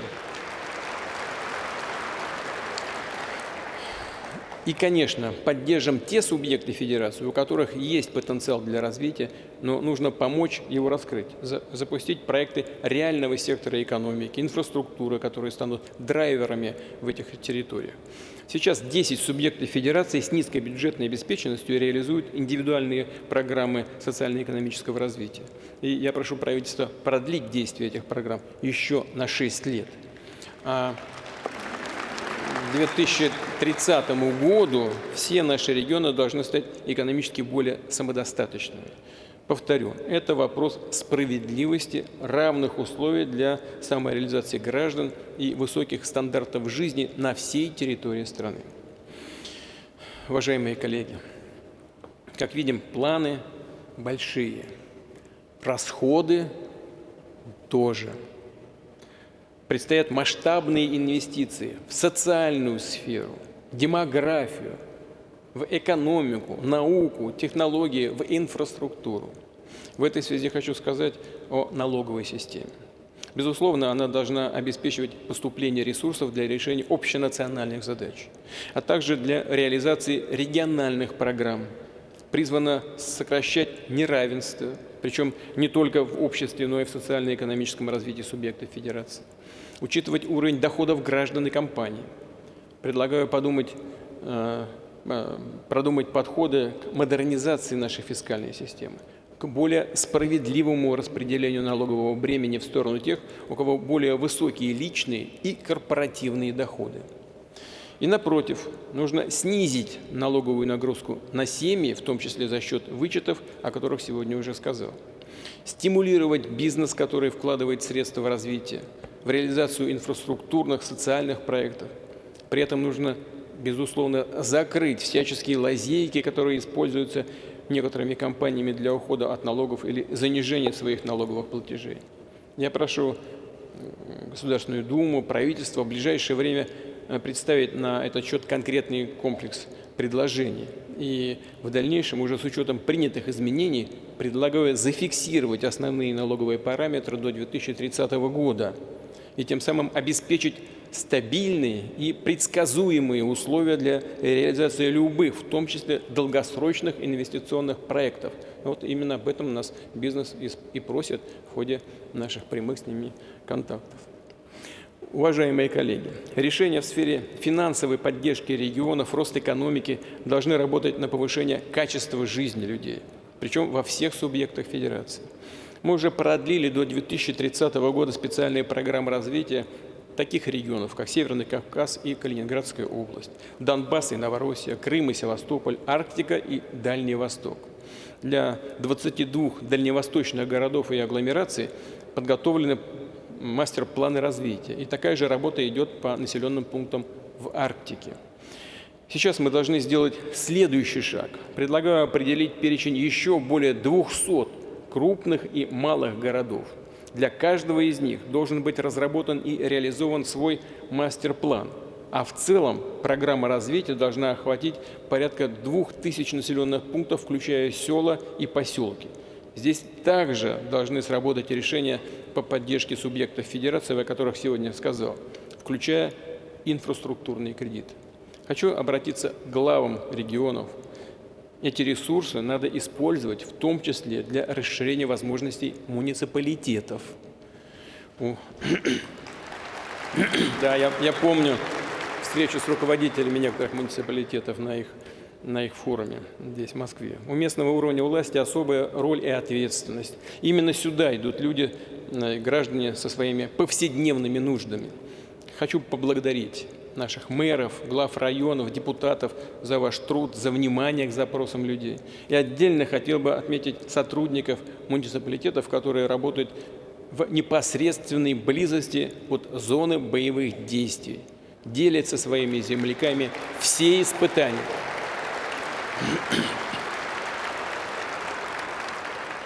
Соавторами планов развития городов и поселков должны стать их жители. Надо активно использовать механизмы, когда граждане сами определяют, на какие объекты, на решение каких проблем нужно выделить деньги в первую очередь. Предлагаю увеличить софинансирование таких, по сути, народных проектов из федерального и регионального бюджетов. До 2030 года продлим и всероссийский конкурс лучших проектов создания комфортной городской среды в малых городах и исторических поселениях. В целом по России за 6 лет благоустроим более 30 тысяч общественных пространств. Я прошу правительство также оказать дополнительную поддержку регионам, которые реконструируют набережные, парки, скверы, исторические центры городов. На благоустройство и крупные проекты в этой сфере направим 360 миллиардов рублей. Старинные здания, усадьбы, храмы – это зримое воплощение нашей национальной идентичности, неразрывной связи поколений. Прошу правительства, парламентариев, профильные комиссии Госсовета с участием общественности, конечно, проанализировать нормативную базу в сфере охраны и использования объектов культурного наследия. Надо устранить явно избыточные, противоречивые требования, из-за которых порой памятник разрушается на глазах, а формально по закону оперативно принять меры по его спасению невозможно. Предлагаю сформировать долгосрочную программу сохранения объектов культурного наследия России. Рассчитываю, что мы примем ее на 20 лет. Нужно предусмотреть меры поддержки граждан, компаний, общественных объединений, которые готовы вкладывать свой труд, время и средства в восстановление памятников. Такие механизмы опробуем в текущем году в пилотном проекте Института развития Дом РФ. В нем примут участие 5 регионов – Забайкалье, Новгородская, Рязанская, Смоленская и Тверская области. А к 2030 году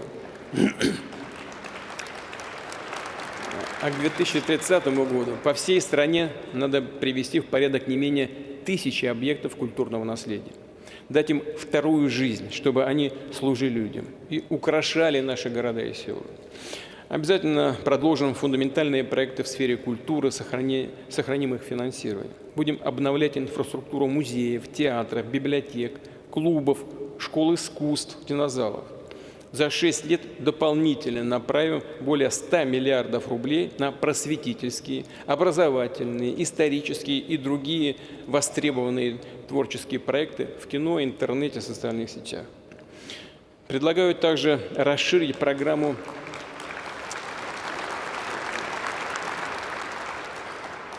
Предлагаю также расширить программу «Пушкинская карта», с помощью которой школьники и молодежь могут бесплатно посещать кино, музеи, театры, выставки. А сами учреждения культуры получают стимул для развития, для запуска новых проектов, в том числе с участием бизнеса. Прошу правительство подготовить здесь свои дополнительные предложения. Кроме того, по аналогии с программами «Земский учитель» и «Земский доктор» запустим с 2025 года программу «Земский работник культуры».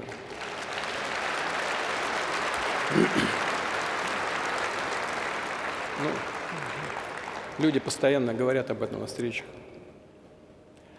Специалист, который переедет на работу в село, в малый город, сможет получить единовременную выплату в 1 миллион рублей. А на Дальнем Востоке, Донбассе и Новороссии эта сумма будет вдвое выше – 2 миллиона рублей. И еще одно дополнительное решение, которое нужно доработать и принять. Прошу правительство предусмотреть особые условия семейной ипотеки именно для малых городов, а также для тех регионов, где новые многоквартирные дома строятся в небольшом объеме или их вообще нет. Нужно сделать это максимально оперативно, решить вопрос о ключевых параметрах, в том числе размерах первичного взноса и ставки по кредиту. Далее, я прошу иметь это в виду, буду ждать от вас предложений. Далее, также продолжим специальные ипотечные программы со ставкой 2% для жителей Дальнего Востока и Арктики, Донбасса и Новороссии. Кредит на таких же льготных условиях в этих регионах смогут получать и участники, и ветераны специальной военной операции.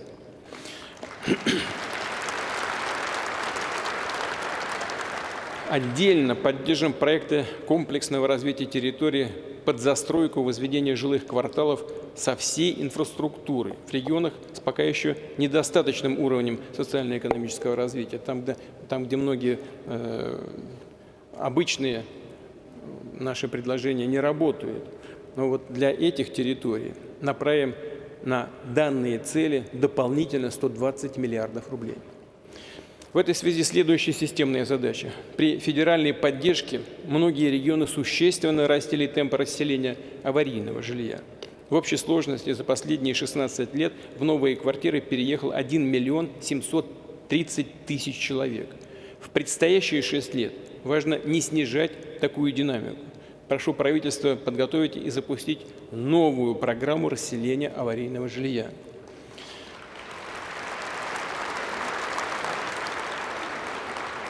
Что касается систем ЖКХ, то мы будем наращивать темпы модернизации коммунальной инфраструктуры. В общей сложности до 2030 года на эти цели будет направлено 4,5 триллиона рублей, включая частные компании.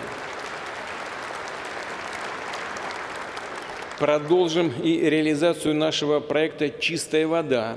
Для многих наших городов, сельских поселений эта проблема чрезвычайно актуальная. Прежде всего речь идет о надежном снабжении качественной питьевой водой. Отдельная тема – газификация.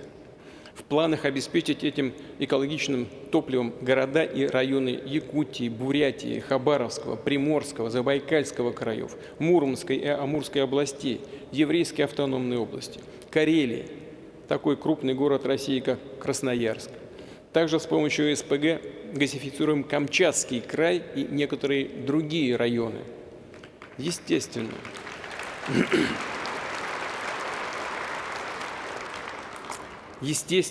это даст возможность расширить программу социальной газификации. Благодаря ей газ уже подведен бесплатно к границам 1 миллиона 100 тысяч участков. И прием заявок продолжается. При этом льготным категориям граждан, в том числе семьям участников специальной военной операции, мы помогаем с проведением газовых коммуникаций внутри участка. Но что отдельно сейчас хотел бы сказать. В границах многих населенных пунктов, куда уже проведен сетевой газ, расположены садоводческие товарищества. Люди годами, порой из поколения в поколение, обихаживают свои земельные участки. А сейчас строят там дома, в которых можно жить круглый год. Но подключиться к сетям не могут, потому что садовые товарищества не попадают в программу социальной газификации. Проблема затрагивает миллионы семей. Безусловно, ее нужно решить, причем решить в интересах наших граждан, а именно расширить программу социальной газификации и продолжить сети до границ участков с Домом садоводческих товариществ. Также получат поддержку жители отдаленных северных и дальневосточных территорий, где в ближайшие годы пока не будет сетевого газа. Сегодня они оплачивают свои дома углем или дровами. Теперь с помощью субсидий от государства они смогут приобрести современное экологическое оборудование, причем отечественного производства. В первую очередь поддержку должны получить наиболее нуждающиеся семьи. Выделим на эти цели также дополнительно порядка 32 миллиардов рублей. С учетом современных экологических стандартов будем развивать общественный транспорт, снижать его возраст. До 2030 года субъекты Федерации дополнительно получат около 40 тысяч автобусов, троллейбусов, трамваев, электробусов. Дополнительно предусмотрим на эту программу обновления общественного транспорта 150 миллиардов рублей с федерального бюджета.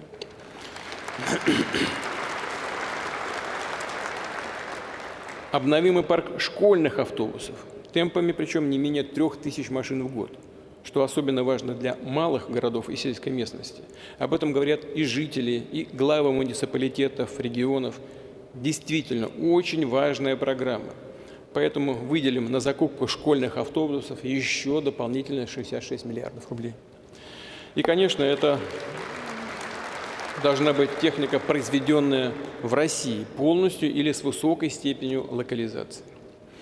В рамках проекта «Чистый воздух» в 12 индустриальных центрах России, как вы знаете, удалось снизить вредные выбросы в атмосферу. С прошлого года к проекту подключились еще 29 городов.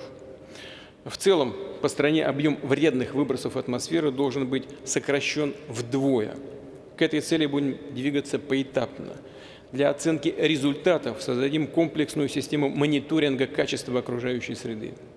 За последние 5 лет очищены тысячи километров рек и берегов. Почти наполовину сокращены грязные стоки в Волгу. Теперь предлагаю поставить цель вдвое снизить загрязнение основных водных объектов России. За последние 5 лет ликвидировали 128 крупных свалок в городах и 80 объектов накопленного экологического вреда, которые буквально отравляли жизнь людей в 53 регионах России. В безопасное состояние приведены территории полигона Красный Бор, Байкальского ЦБК и Усолья Сибирского. Что в этой связи, уважаемые коллеги, хотел бы подчеркнуть. На этих объектах проведены пока только самые неотложные мероприятия. Но это далеко не все. Оставлять их в таком состоянии, как сейчас, тоже ни в коем случае нельзя. Надо довести эту работу до конца, создать здесь всю необходимую инфраструктуру. В целом, по всей России продолжим ликвидацию наиболее опасных объектов накопленного экологического вреда. В предстоящие 6 лет должно быть ликвидировано не менее 50 таких точек высоких экологических рисков. Надо создавать стимулы для бизнеса и внедрять зеленые технологии, переходить на экономику замкнутого цикла. Тем более, что у нас, по сути, с нуля создана современная отрасль обращения с отходами. Для их обработки и утилизации построены 250 предприятий. Задача к 2030 году – сортировать все, что подлежит сортировке, все твердые отходы, и не менее четверти из них использовать вторично. Выделим на такие проекты дополнительные финансовые средства. Построим совместно с бизнесом еще порядка 400 объектов по обращению с отходами и 8 экопромышленных парков. Что еще хочу сказать? В ходе встреч с гражданами на Дальнем Востоке, в Сибири и в других регионах не раз звучала тема сбережения наших лесных богатств. О том, что надо наводить порядок с нелегальными вырубками, с охраной лесных массивов. У этой темы действительно огромный общественный резонанс. Да, она важна для каждого человека. Мы здесь, что называется, всем миром объединяем усилия. Но и ситуация постепенно меняется. Очень важный рубеж. Начиная с 2021 года в России восстанавливается лесов больше, чем вырубается.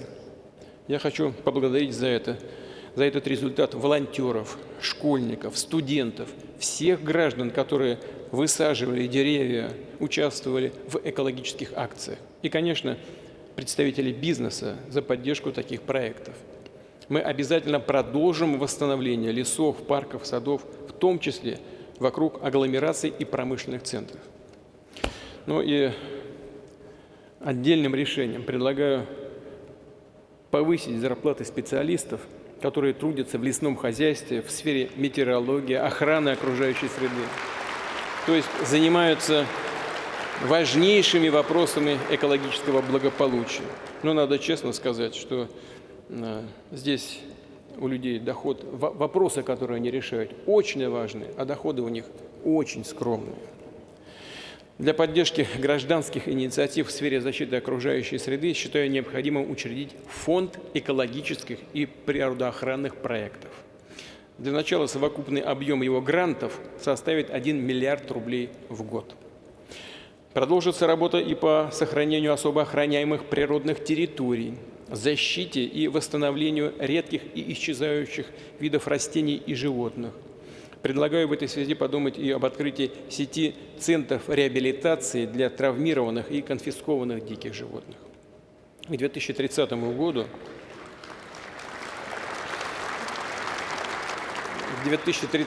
году во всех национальных парках страны создадим инфраструктуру экологического туризма, включая экотропы и пешие туристические маршруты, в том числе маршруты выходного дня для школьников, площадки отдыха, музеи и визит-центры. Современная, безопасная инфраструктура появится и вблизи водных объектов, в том числе на озере Байкал. Здесь до 2030 года откроется круглосуточный курорт. При этом считаю важным строго придерживаться принципа «ноль загрязнения», то есть полного отсутствия отходов и неочищенных стоков в озеро. Строительство Байкальского курорта станет частью крупного проекта «5 морей». Современные гостиничные комплексы также появятся на побережье Каспия, Балтики, Азовского, Черного и Японского морей. Только этот проект позволит увеличить внутренний турпоток еще на 10 миллионов человек в год. А в целом по стране, с учетом динамичного развития таких туристических центров, как Алтай, Камчатка, Кузбасс, Северный Кавказ, Карелия, Русский Север, до 2030 года турпоток должен практически удвоиться до 140 миллионов человек в год. При этом вклад туризма в ВВП России также вырастет вдвое, до 5%. В ближайшее время выработаем дополнительные решения на этот счет. Развитие туризма региона в целом обеспечивает транспортная инфраструктура. Уже открылось скоростное автомобильное движение между Москвой и Казанью. В текущем году продлим магистраль до Екатеринбурга, а в следующем – до Тюмени. В перспективе современный и безопасный маршрут пройдет через всю страну до Владивостока. Также за 6 лет в России должно быть построено более 50 обходов городов. Новый, значимый автодорожный проект – это, конечно, строительство трассы Джубга-Сочи. Она сократит время в пути от трассы М4 до Сочи в 4 раза, до 1,5 часов. Ну и более того, позволит активно развиваться Черноморскому побережью. Но сразу хочу сказать, мы вот с правительством договорились, и я хочу и публично тоже об этом сказать. Это, конечно, сложный и очень капиталоемкий проект. Там одни сплошные тоннели и мосты. Дорогой проект. Но, тем не менее, прошу правительство предоставить схему его финансирования, проработать это. Мы уже привели в порядок федеральные трассы и практически 85% дорог в крупных агломерациях. Надо строго выдерживать этот уровень. При этом в предстоящие годы особый акцент сделаем на развитие именно региональных дорог. Более доступными должны стать авиаперелеты.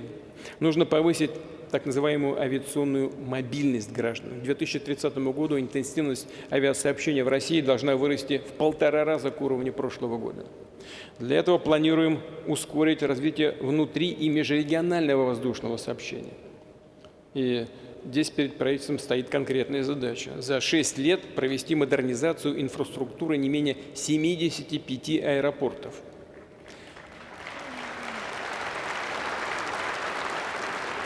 И это больше трети аэропортной сети России. Направим на эти цели не менее 250 миллиардов рублей. Это прямое будет бюджетное финансирование. Предстоит обновить и воздушный парк наших авиакомпаний за счет собственных отечественных самолетов. Они должны отвечать всем современным требованиям по качеству, удобству и безопасности. Сложная задача. Покупали слишком много за границей авиационного транспорта, а свое производство не развивали.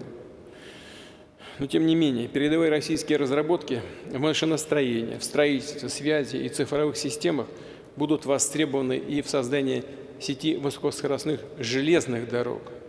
По этому тоже направлениях скажу пару слов. Первый маршрут между Москвой и Петербургом пройдет через Тверь и нашу древнюю столицу Великий Новгород. Затем будем прокладывать магистрали в Казань и на Урал, в Ростов-на-Дону, на Черноморское побережье, в Минск, в братскую Белоруссию, по другим востребованным направлениям.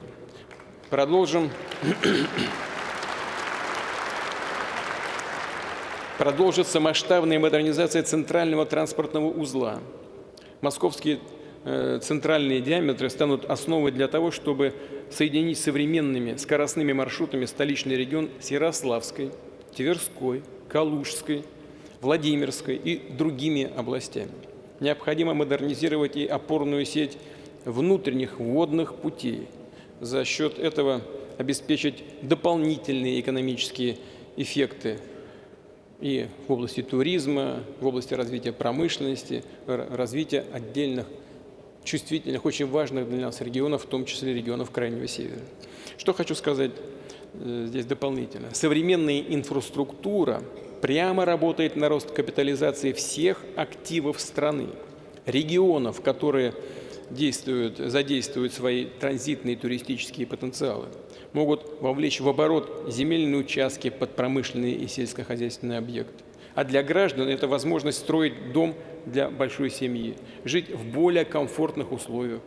Для бизнеса это новые перспективы, в том числе на внешних рынках. В этой связи отдельный вопрос, который поднимался на одной из моих встреч, это очереди на пограничных пунктах пропуска. Особенно остро эта проблема стоит на Дальнем Востоке.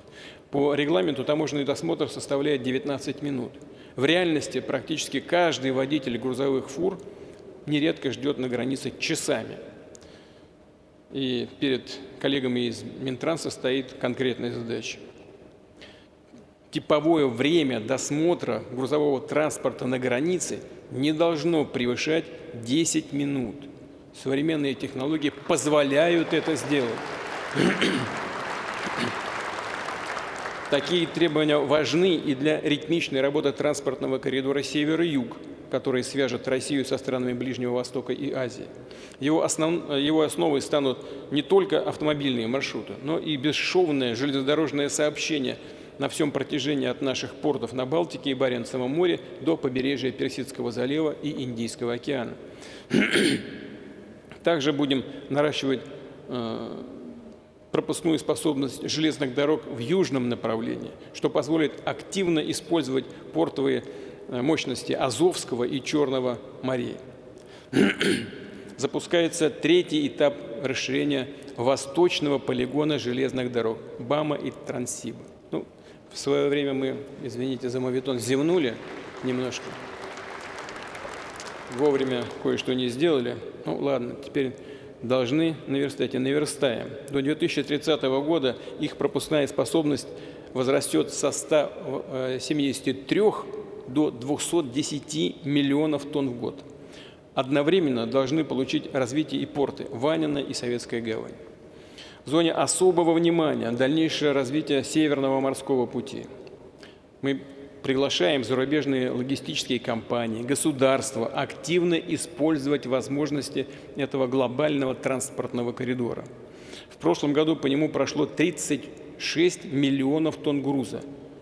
Обращаю ваше внимание, коллеги, это в 5 раз больше рекордного показателя во времена Советского Союза. В 5 раз.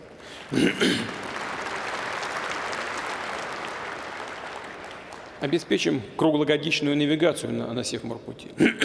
Будем увеличивать обороты наших северных портов, включая Мурманский транспортный узел. И, конечно, наращивать арктический флот. В прошлом году вышла в рейд уникальная научно-исследовательская ледокольная платформа «Северный полюс». В начале этого года на Балтийском заводе заложен новый атомный ледокол «Ленинград». В следующем году заложим еще один корабль такого же класса – «Сталинград». А на дальневосточной верфи «Звезда» строится ледокол нового поколения «Лидер» вдвое большей мощности. На базе наших отечественных верфей планируем существенно обновить торговый флот – танкеры, газовозы, контейнеровозы. Это позволит российскому бизнесу выстраивать эффективные торговые потоки в условиях меняющейся логистики, кардинальных перемен в глобальной экономике. Уважаемые граждане России, дорогие друзья, хотел бы сказать отдельно. Постоянно встречаюсь с участниками специальной военной операции. Это и кадровые военные, и добровольцы, люди гражданских профессий, которые были мобилизованы на военную службу. Все они с оружием в руках встали на защиту Родины. Вы знаете, смотрю на этих мужественных людей, порой совсем молодых ребят, и вот без всякого преувеличения могу сказать, сердце наполняется гордостью за наших людей, за наш народ и за конкретно этих людей. Такие, безусловно, не отступят,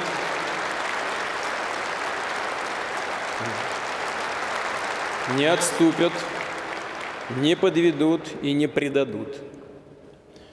Вот они и должны выходить на ведущие позиции и в системе образования и воспитания молодежи, и в общественных объединениях, в госкомпаниях, бизнесе, в государственном и муниципальном управлении, возглавлять регионы, предприятия в конечном итоге, самые крупные отечественные проекты. Такие подлинные герои и патриоты в жизни порой довольно скромные и сдержанные. Они не кичатся своими успехами, не произносят громких лозунгов и слов. Но в переломные моменты истории именно такие люди выходят на передний план, берут на себя ответственность. Таким людям, которые думают о стране, живут ее судьбой, можно передать в будущем и доверить России. Вы знаете, что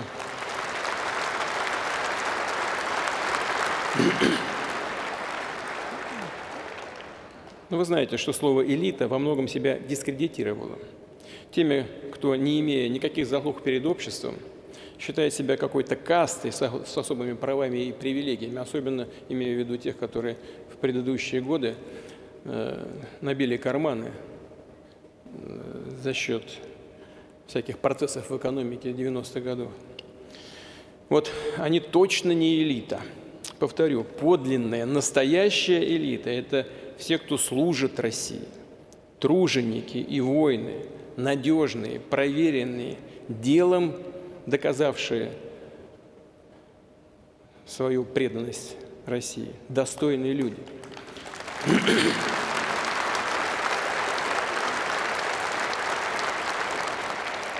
И в этой связи о новом считаю важным решение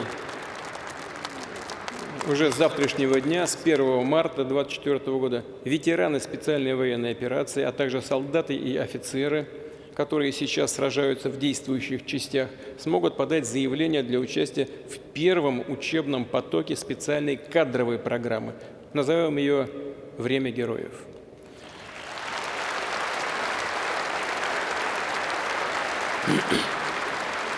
Знаете,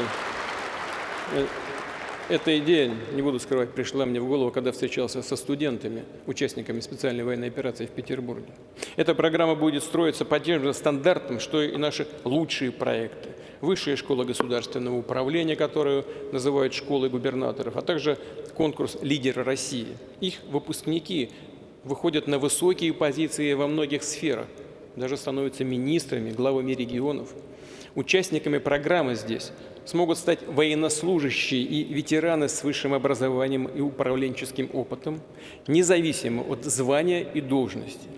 Главное, это должны быть люди, которые проявили свои лучшие качества, показали, что умеют вести за собой товарищей. Учеба начнется уже в ближайшие месяцы. Наставниками для первых участников программы станут руководители правительства, администрации президента, федеральных министерств, ведомств, главы регионов и крупнейших наших компаний. В дальнейшем расширим такие кадровые программы, запустим управленческие курсы в Российской академии народного хозяйства и государственной службы. Причем статус академии считаю необходимым законодательно повысить. Кроме того, ветераны и участники специальной военной операции смогут в приоритетном порядке получить высшее образование, гражданскую специальность в наших ведущих вузах. Я прошу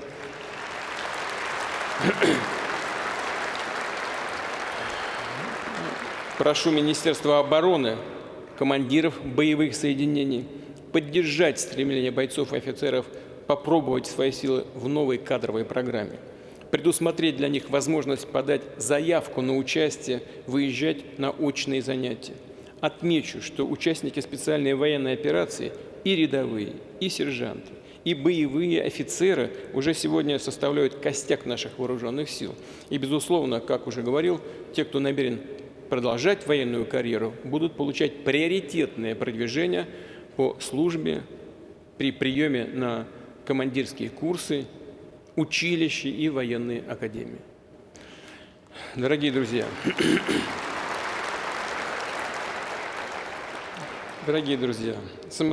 самодостоятельность, самодостаточность, суверенитет – это нужно доказывать, подтверждать каждый день.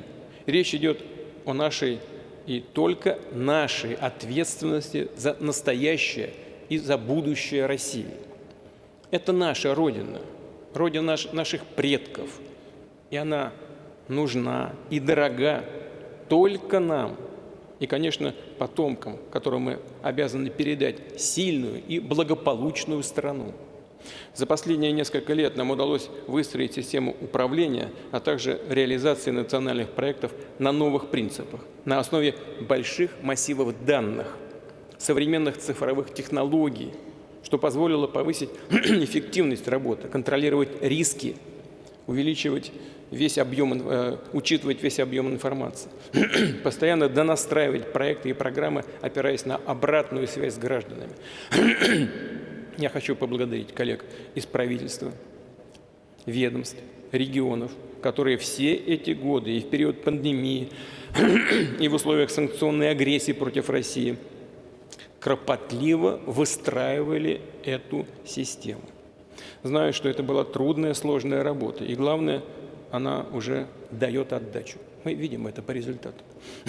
Ровно в этой логике мы продолжим действовать. До конца года все национальные проекты, о которых сегодня говорил, должны быть утверждены, скоординированы между собой. Хочу еще раз подчеркнуть, это не проекты отдельных ведомств. Они должны работать на общие системные задачи, на достижение наших национальных целей развития. При этом прошу Общероссийский народный фронт и дальше держать на контроле исполнение решений на всех уровнях, власти. Хочу подчеркнуть, главный результат наших программ измеряется не тоннами, километрами и суммой потраченных денег. Главное – это оценка людей, то, как меняется к лучшему их жизнь. Масштаб исторических вызовов которые стоят перед Россией, требуют предельно четкой, слаженной работы государства, гражданского общества, бизнеса. Считаю необходимым уже сейчас не только готовить проект бюджета на очередную трехлетку, но и верстать все основные расходы, инвестиции дальше, на период до 2030 года. То есть, по сути, нам надо формировать шестилетний перспективный финансовый план развития страны, который мы, конечно же, будем дополнять новыми инициативами. Естественно, жизнь будет вносить коррективы. Несмотря на сложный период, несмотря на нынешние испытания и трудности, мы намечаем долгосрочные планы. Программа, которую обозначил сегодня в послании, носит объективный и фундаментальный характер. Это программа сильной, суверенной страны, которая уверенно смотрит в будущее. Для достижения поставленных целей у нас есть и ресурсы, и колоссальные возможности. Но я сейчас подчеркну главное. Выполнение всех намеченных планов сегодня прямо зависит от наших солдат, офицеров, добровольцев, всех военнослужащих, которые сражаются сейчас на фронте. От мужества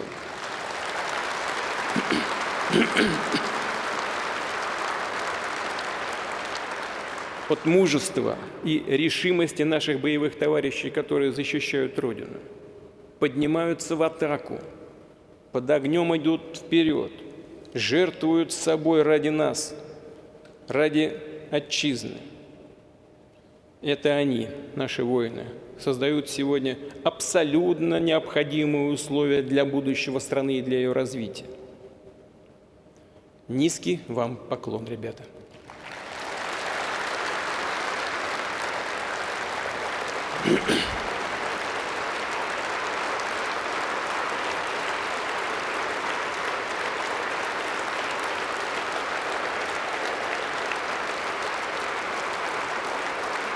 Я благодарю всех вас, уважаемые коллеги. Благодарю всех граждан России за солидарность и надежность. Мы одна большая семья. Мы вместе и потому сделаем все так, как планируем и хотим сделать, как мечтаем.